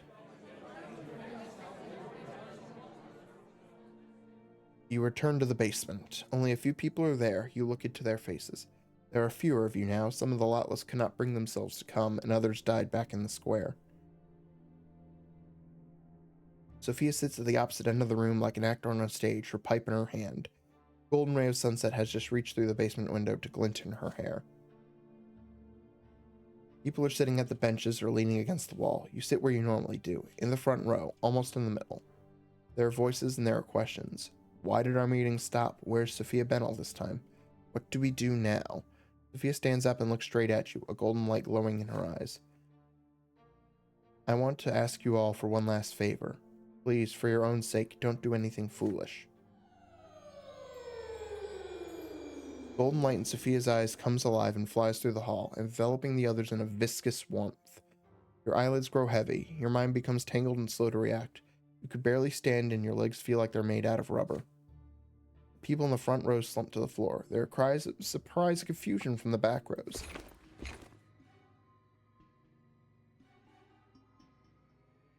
And you hear heavy stomping steps. Armed knights clad in black armor enter the basement. The Lotless at the door draw their weapons and are killed instantly. A voice full of steel rings through the room. In the name of Emperor Uther II, you are all under arrest. Your heart is racing, but the rays of sunlight will not release you from this stupor. You could do nothing but watch as your united brotherhood perishes. This feels like a nightmare. Some run for the tiny windows, others get down on their knees and surrender immediately. Others stand or sit still, unsure of what to do. Your former unity is shattered. People you used to call friends and allies now kneel in submission, and those who do not kneel are quickly cut down. There are screams and flashes of steel, and then a merciless cry. Surrender or face execution. Sophia is no longer glowing. Her eyelids are red. She tries to maintain her composure, but you can see her lower lip trembling. Your eyes meet, and she looks away. Sophia? But how? Why? Everything ends as quickly as it began. Most of you are arrested. Many are killed. Everyone bound by Sophia's spell is swiftly bound at the wrists and placed against the wall. You know most of you would rather die fighting, and you would if you were not bound and gagged by magic. They took your choice away from you. These people are well armed, well trained, but you see no signs of their armor. They are not the Legion, nor the Prefecture, nor the Inquisition. Your worst fear has come true. These are soldiers from the secret chancellery.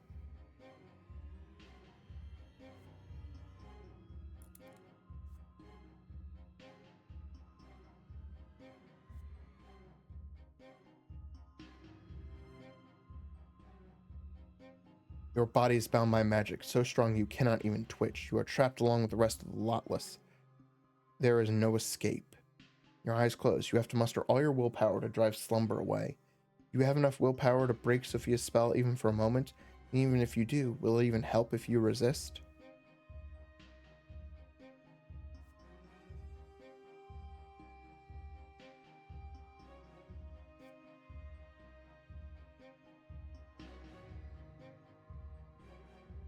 Resist.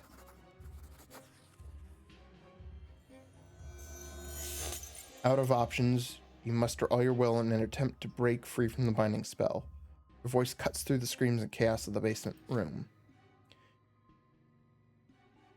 You scream and scream for your fellow Lotless to fight until the end. Sophia is a traitor. One day you will get her, and then she will pay. Your call inspires some of the Lotless to break free from the spell for a few precious moments. They knock down one of the black-clad mercenaries. Another man lunges at Sophia with his bare hands, ready to choke her to death. One of the men in black armor immediately jumps to protect her and greets the unarmed man with his sword. The same bloody fate awaits the others who try to fight. One of the mercenaries slowly walks towards you and kicks you in the gut. You collapse, gasping for air, bound by the spell again. Sophia leans over you, shaking her head slowly and mournfully. What have you done, you fool? I told you not to do anything foolish. This will only get you hurt. Sophia walks away, and the knights in black surround you. They tie you up, tightening the knots around your wrists so hard your fingers turn white, and kick you in the gut again for good measure. You are dragged out roughly and thrown into a windowless wagon along with the other Lotless. Fuck you, Sophia! What did you do? Soon the wagon shifts and starts moving. You are being taken somewhere.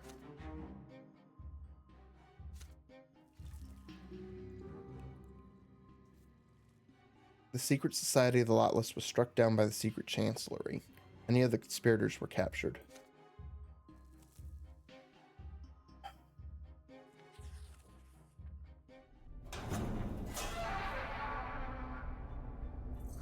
Days are followed by nights, nights are followed by new days. You can only tell because of the light coming in through the tiny window near the ceiling. You have spent several months in this cramped cell. It's 5 steps long, 2 steps wide. These walls felt oppressive during your first weeks, but people can get used to anything eventually.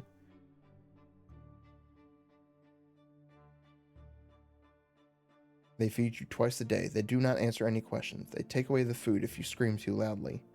You think of your family often. How would they react if they heard you were facing execution for being part of an underground movement? Mother would die from grief. Execution always brings true death. Father's hair would turn white. Gloria would cry. Stefan would rage. And Nathan would become even more isolated.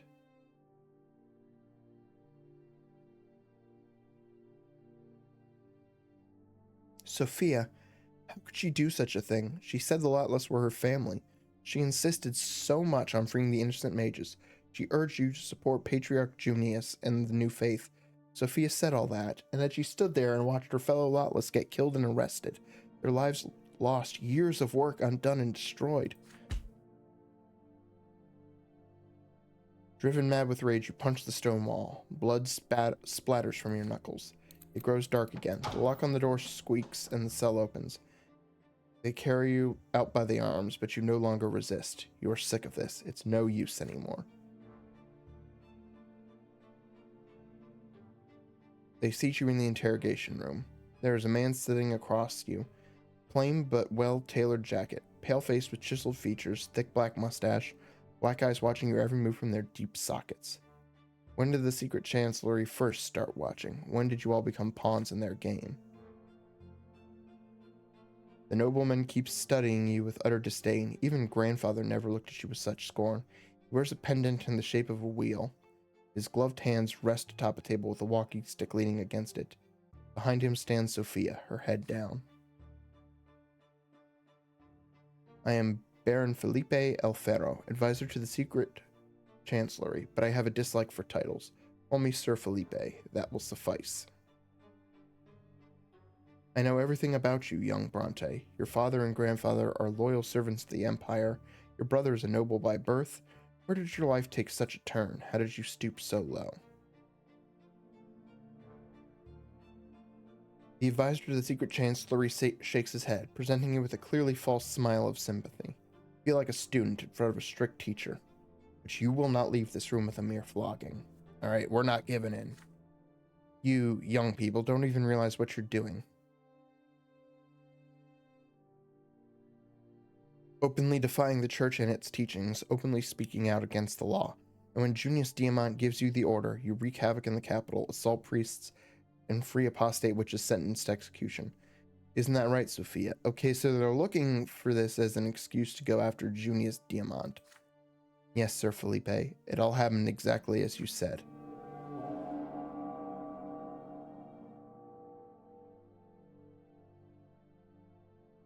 You shiver with disbelief. There was no order from Junius Diamant. That is not true.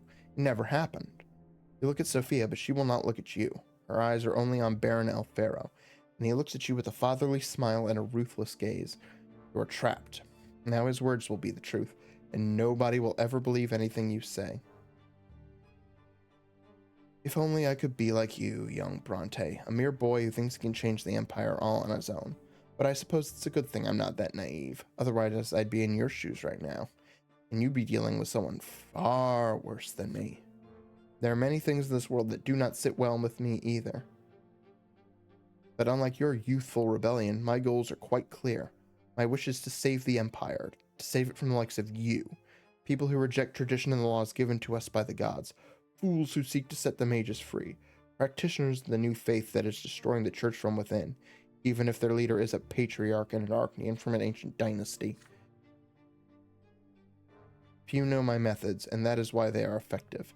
Thanks to Sophia and this secret society of hers, we have already managed to gather all the dangerous insurgents together, and summarily deal with them in one fell swoop. The heretic Junius Diamant is next in line, but that is none of your concern. Let us speak of your fate now.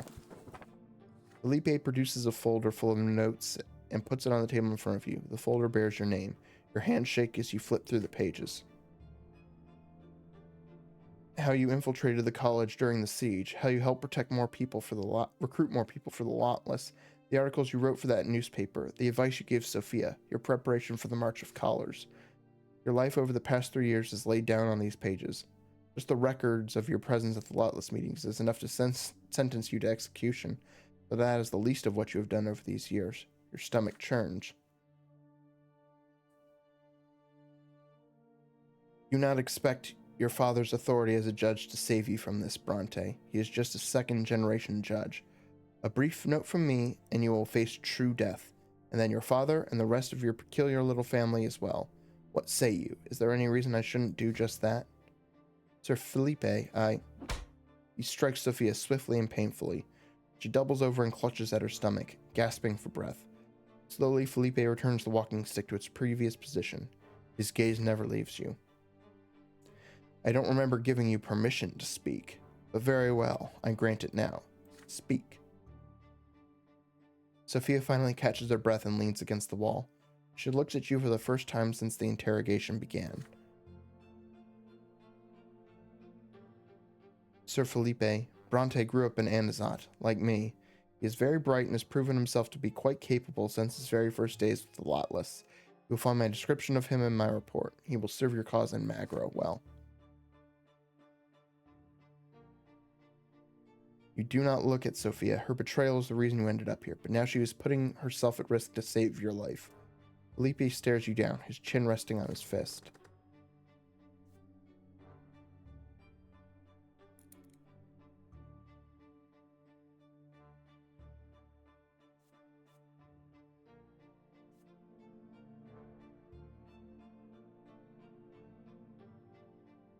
Okay, can I...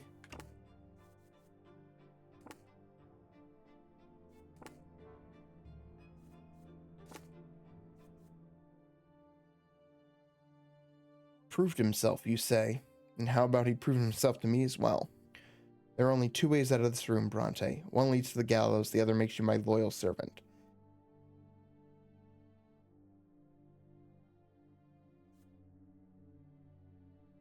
Thank your childhood friend for this mercy. I will give you one chance and only one to prove that you are useful to the secret chancellery. I'm listening. Can I do a quick save or...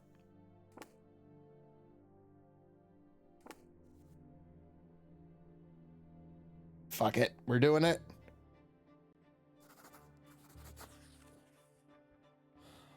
You have no strength left to fight, but you will never let your enemies win. You will never be a snitch. You will never beg. You will never betray the survivors. You are ready to pay the ultimate price. So you tell Sir Felipe, no, you will not work for the Secret Chancellery. You will not betray the Lotless. You will not betray yourself. Not ever. Sophia is silent and emotionless as you speak. Then suddenly a quiet cry of terror rips out of her chest until Sir Felipe's gaze cuts her short. The advisor's eyes study your face in every detail. You know, Brante, I envy you in a way. True death, the judgment of the twins, the disgrace of your family, none of that frightens you. You are indeed a free man. It's a shame I cannot possibly let you enjoy your freedom any longer. Why are you doing this, Brante? Wake up, I didn't save you for this. You shake your head. They take you out of the interrogation room and back to your cell. You spend several more days in the silent gloom, alone with the decision you have made. Then you are taken to Majesty Square. You see the broad gallows erected for the honor of executing you and the other Lotless. 6 fellow members, bound in chains, acknowledge you with weak nods. Slowly, you walk up the rough wooden steps and onto the scaffold. You cast one final glance over the square. It is an ordinary day in the capital. Your execution has only attracted a handful of people. They look at you, some with pity, some with scorn, some with lazy anticipation. No last words, no speeches. All you get is a quick glance shared with the other Lotless before a cloth sack covers your head.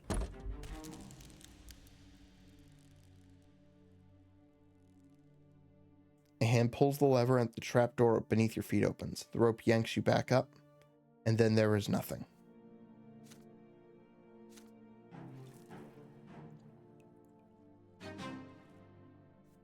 Your earthly life is over. You leave the world forever and face the judgment of the twins. Neither side could overcome the other. The fire of the revolt could not be extinguished. The province, and then the whole empire, fell on troubled times.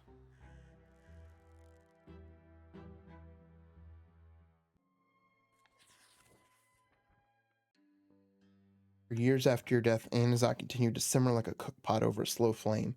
The powerlessness of the simple folk, unable to change the old order, gradually gave way to rage. Finally, this anger became stronger than their age-old submission to the higher estate and their fear of divine retribution. This rage was the spark that lit the fire of the revolt. The rebels took up arms and seized the city for themselves, led from the shadows by the last straw.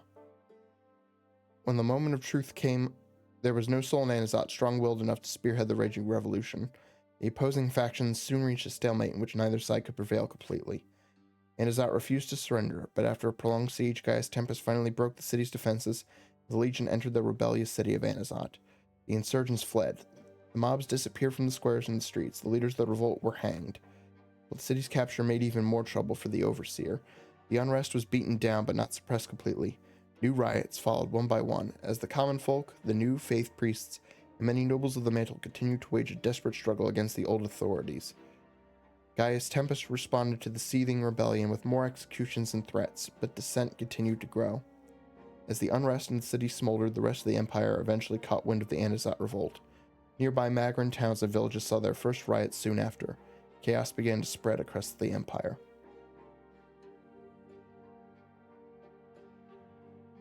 The empire responded to this enduring turmoil with ruthless action. But even after several villages and towns were drowned in blood, the riots only intensified. The dominance of the emperor and his dynasty began to wane.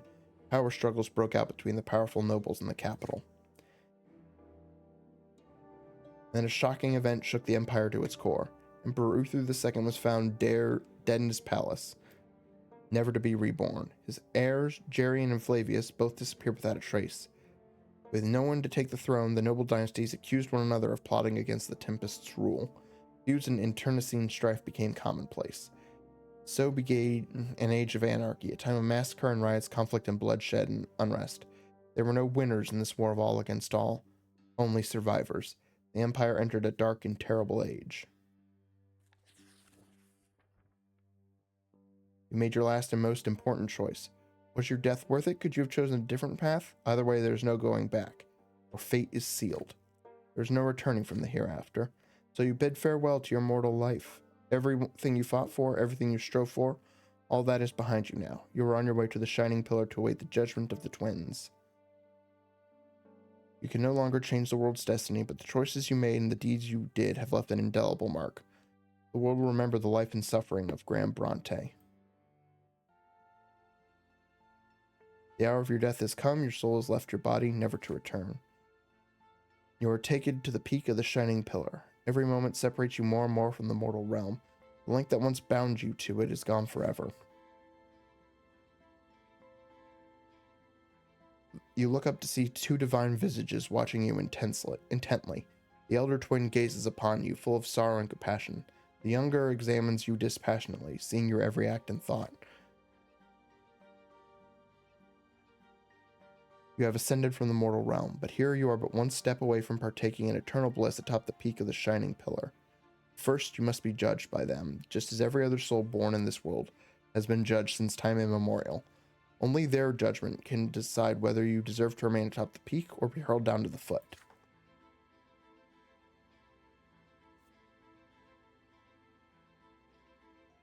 You stand before the twins, your very essence is laid bare before them, all the secrets of your inner self revealed in full.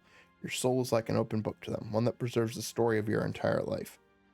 You lie prostrate before the gods. The time has come to take responsibility for your mortal life. And the elder twin asks, are you thankful to the gods for the life you lived?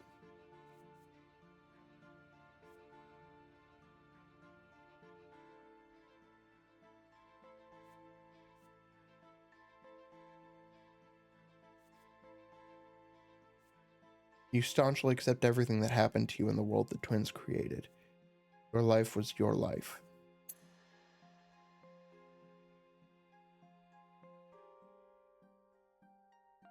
Compassion and remorse fill the immeasurably deep eyes of the elder twin. He turns to face his divine brother, who returns his gaze with an expression of stern remorse. The elder twin asks once more, what was your life to you?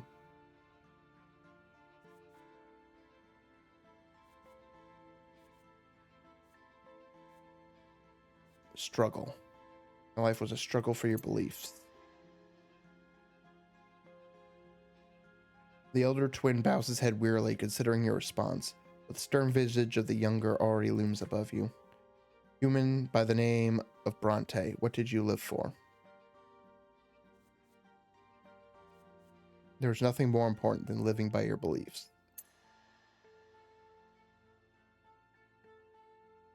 The younger's gaze lingers on your bare, defenseless soul. The divine figure continues its stern interrogation. What did you leave behind?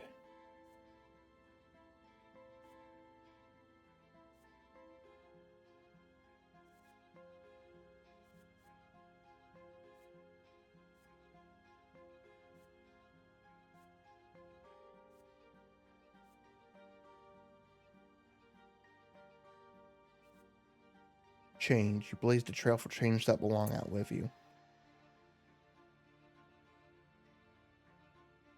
The younger twin now moves towards you with clear intent, poised to render his judgment. The elder twin restrains his brother with a gesture.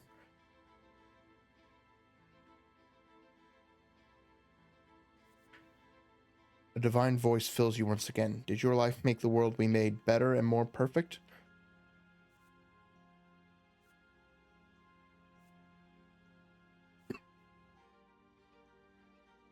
I don't know. That's not for me to judge.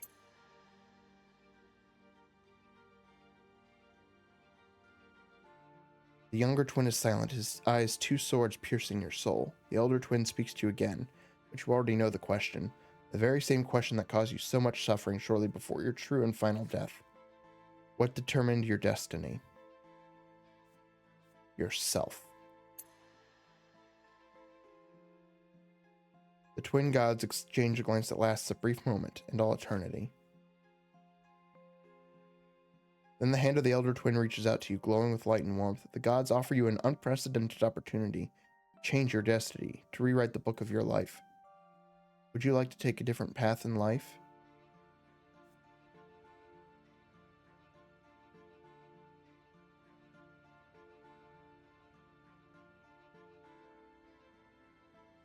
Now, you reject the hand of the elder. The immense divine silhouette withdraws in sorrow.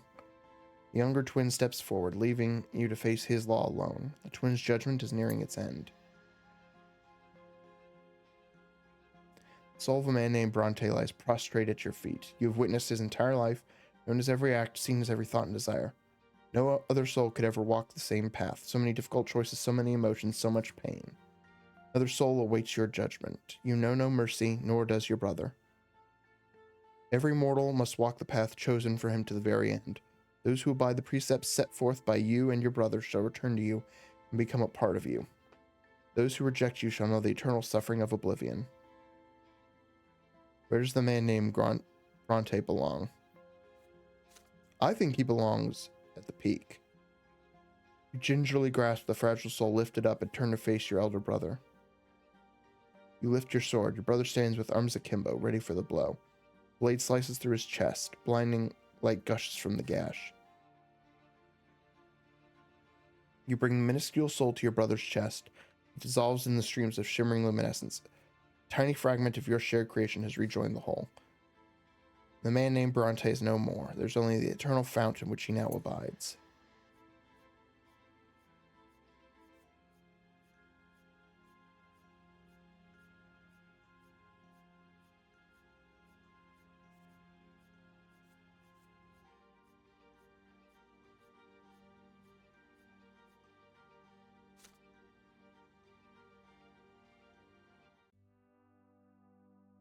All right, well, that's obviously not the very end for me.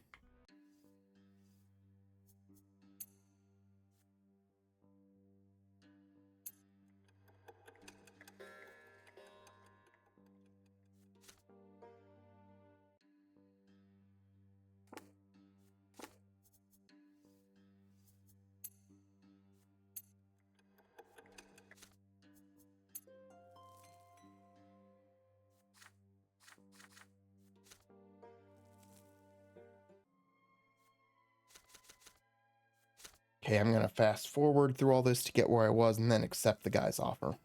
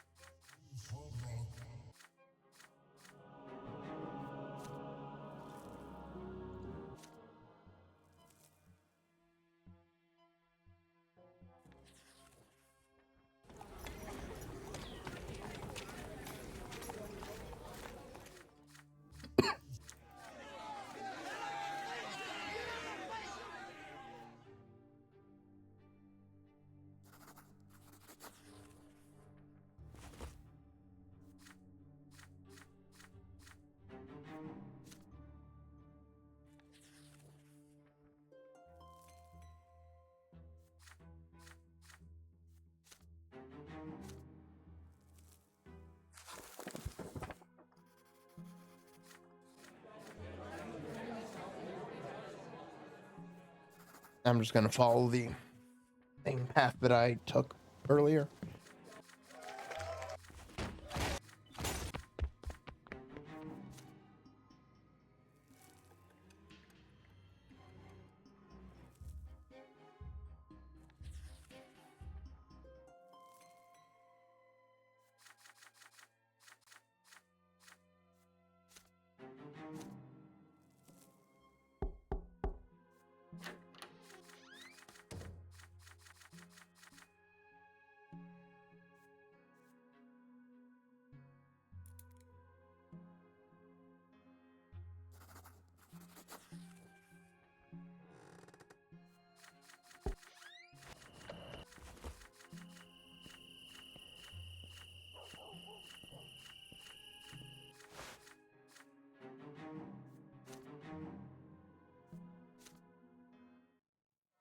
I will never forget that day.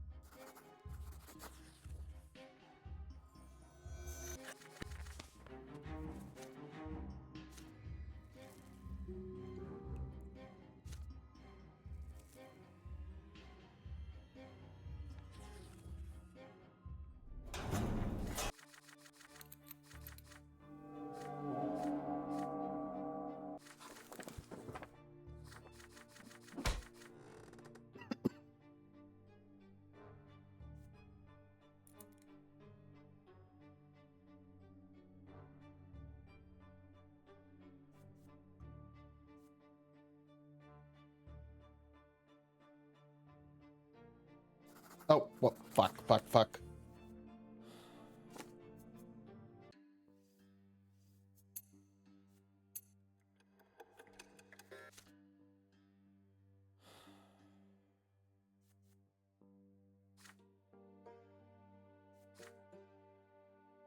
Okay, whoops, that was... Fuck.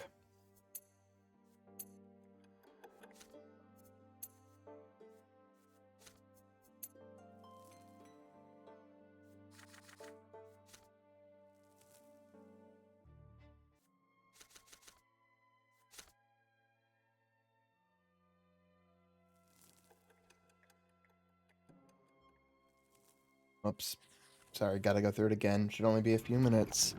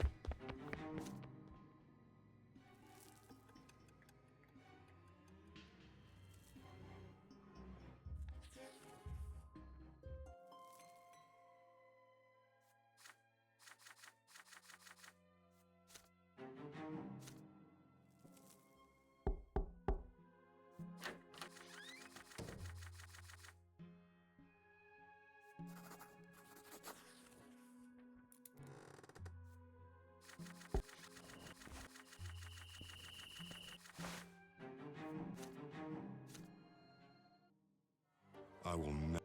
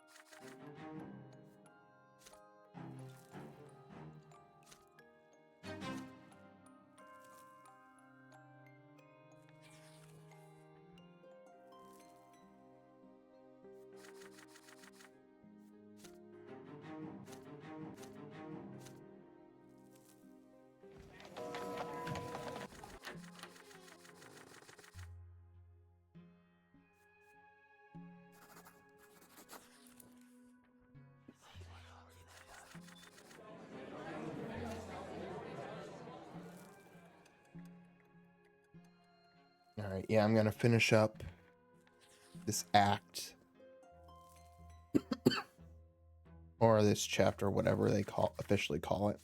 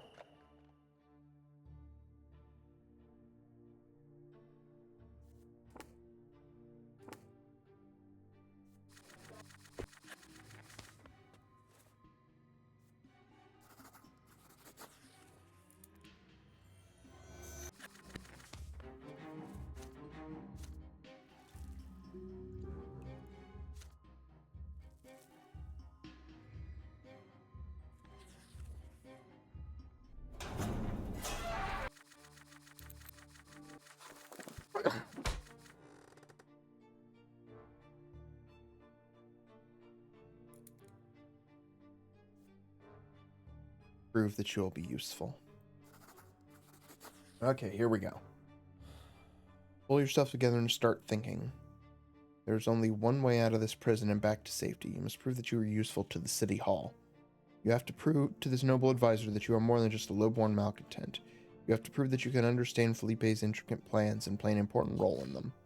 So you start talking, and Felipe listens carefully to every word you say. If you understand correctly, the noble advisor's plan was to create a secret society, the Lotless, in the capital, with Sophia as its leader, overseen and supported by the secret chancellery.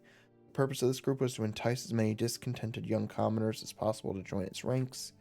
Once that was done, the society would begin peaceful protests to support the mages, but those protests would quickly descend into chaos and bloodshed in the square when they tried to free the imprisoned mages. However, you could conclude the Lotless and the March of the Colors were just bargaining chips, whose purpose was to undermine the standing of Patriarch Junius Diamant, who is famous for showing his support for the mages. Foment an act of rebellion that can be traced back to the powerful highborn leader of the new faith? That was Sir Felipe's goal all along. All of a sudden, Sir Felipe breaks into a satisfied smile. You are intelligent indeed, Brante. I'm not sure what schooling you received from your father, but you'll make a fine agent for the secret chancellery. You sure have an eye for everything that matters. Right you are. The Lotless have outlived their usefulness. Soon we'll find and deal with the rest of those low-born ragamuffins. Color me impressed, but if you disappoint me, so much the worse for you. Now mark my words. From this moment on, you are my secret servant. This is your only lot in life now, as it were. You will obey me and no one else, and do not even think of mentioning the secret chancellery to anyone.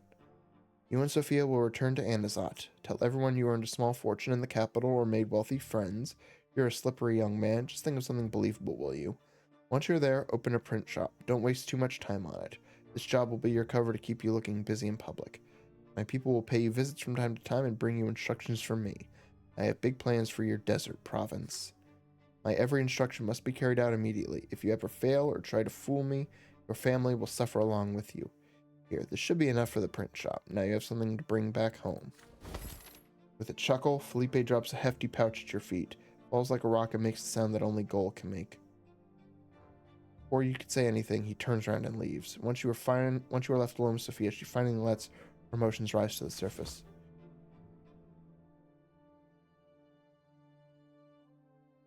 Don't you dare call me a traitor. Do you think it was easy for me to watch my friends being killed? Nobody would have left the room alive if it wasn't for me.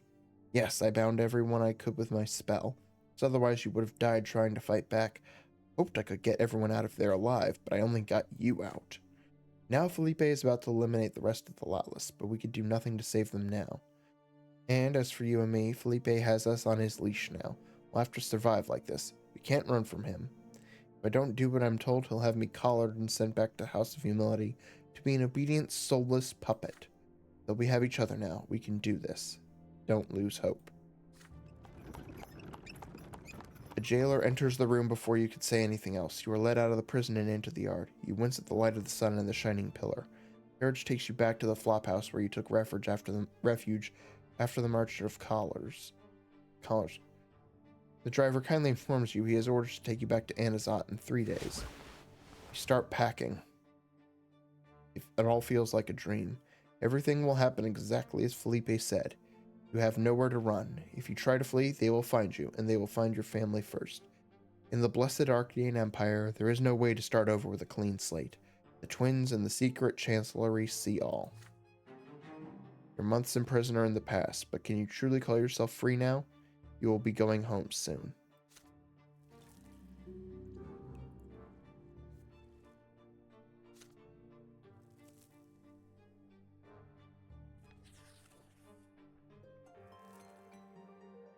Just before you leave the capital, you hear something unusual on the street. Junius Diamant, Patriarch of Astinia and one of the leaders of the new faith, will stand trial before a church tribunal. The Order of the Inquisition has accused Patriarch Junius of patronizing blasphemous witches and disseminating heresy. The Holy Tribunal claims that Junius Diamant was scheming to free all witches and sorcerers from the collars that fetter their accursed powers.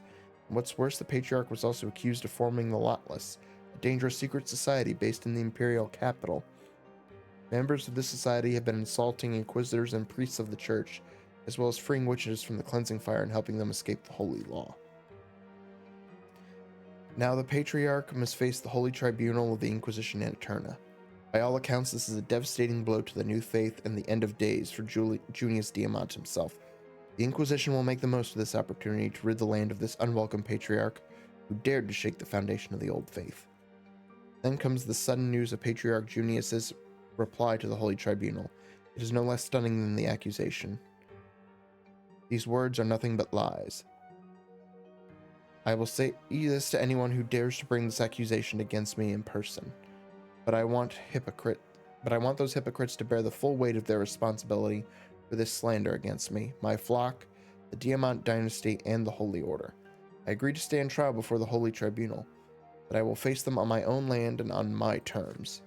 Patriarch Junius has already received strong support from Patriarch Luke and many priests across Archnia. Parishes of the new faith throughout the Empire are now speaking out in support of Junius Diamant. The Church of the Twin Gods is about to be rent in twain. The Inquisition has no choice but to revoke the trial in order to avert the coming schism. Their new official stance is that Patriarch Junius has been wrongfully accused, and the Holy Tribunal will now apply more cautious judgment during any further trials against the followers of the new faith. Following the teachings of Patriarch Photis is no longer seen as heresy by the Inquisition. The trial of Junius Diamant has been averted, but the divide within the Church is only deepening. The new faith has directly challenged the old faith. The result is uncertain depending on who you ask. Some say Junius Diamant all but pled guilty. Others believe the Patriarch and the alleged rebellion against the Church, as well as the Inquisition, is nothing but a ruse. There are also people who think the entire situation sounds like one of the secret chancellery's dirty deeds. One way or another, the Patriarch of Astinia and co-leader of the new faith remains at his post. But for how long? And how will the old faith and the new faith clash next?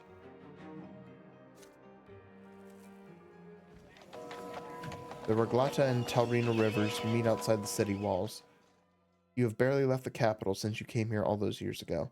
A breeze is blowing in your face, and the bright noon sun hangs above the shining pillar. Your stay in Eterna has come to an end. You arrived here a boy, full of hopes and aspirations, driven by your family's expectations and a desire to live your life as you saw fit. Where did your youthful ambition lead you in the end? Eterna never became your home. To you, it was a place of turmoil and disappointment. You tried to change the course of history, but history broke you in half and threw you away. You were too young and inexperienced. Your entire life was wrecked by a single decision. What future could you possibly have now? All of your hopes are buried here in Eterna, and you must leave this city behind. Your hands clenched into fists as you think about it. You will have to live two lives. A public life as the owner of a print shop, and a secret life as a spy for the secret chancellery. This is the only path fate has in store for you now. Mother used to say that humility and hard work are the strength of the common folk. Each new blow brings less pain and teaches you to get back up more quickly. All you have to do is walk this path without showing weakness. But you strayed from the path of humility and graduated from the school of hard knocks. You learned to lie and manipulate others, to survive and hide and act in secret. As a teacher, Sophia had no equal. What are you supposed to do now? Will you accept your role in the schemes of the secret chancellery, since it means well for the Empire? Or will you have what it takes to find another way and use your new position for schemes of your own? Many things must have changed back home by now. You recall Gloria particularly fondly, the way she used to rebel all the time and defy her lot to write poems. She always fought hard to be herself, no matter what other people or the law said. Gloria was the only one who supported your decision to find your own path. You want to see her so badly and tell her all the news and share the joy of your return with her. You have to get her a gift from the capital, something that will matter to your sister while there is still time. You decide to buy her a book she can never find in Anazat. Start combing through the market. You go to 5 bookstores, but you see nothing suitable. One last shop, and then it is time to leave, you promise yourself. The store is marked by an unremarkable sign on an unremarkable building. You enter a dark room full of bookshelves. On one of these shelves, you see a small book bound in black leather. The name of the author, Charmelanides, is stamped in gold. You peek inside. How strange, this is not a biography of the rebellious Duke and his rebellion. It is not even a study of his legacy. It is a book of his poems. You thumb through the pages and realize that Gloria would enjoy this book very much. The poetry of Charmelanides is about love and struggle and strength of will and the drive to keep fighting even when all hope is lost. The book costs you almost nothing. It leaves the bookstore with you. You leave the capital the morning after. The carriage hired by the secret chancellery awaits you at the door. Turn of the city where you spent 4 years slowly disappears on the horizon. Will you ever see the capital again? Do not know. The book, A Gift for Gloria, is in your hands. After 4 years in the capital, you return to your home city of Anazat.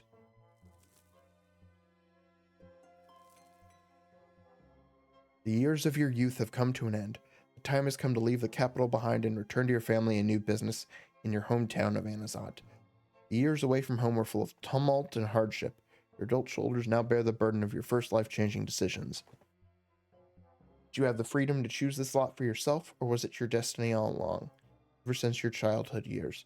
All you can do now is follow the path that lies before you.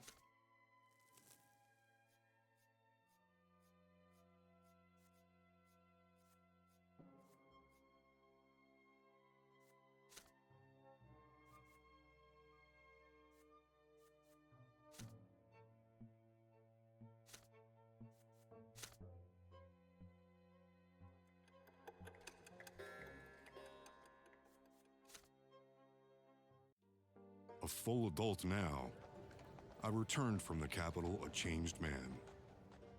Yet, my hometown was not the same as I had left it. Fate had difficult times in store for all of us.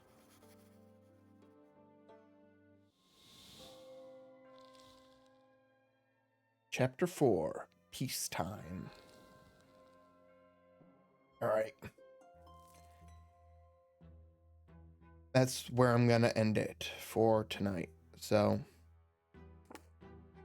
thank you all for watching. Everyone have a good night. I'll be back with Elden Ring on Thursday. I need to play something that where I don't have to talk for so long. It's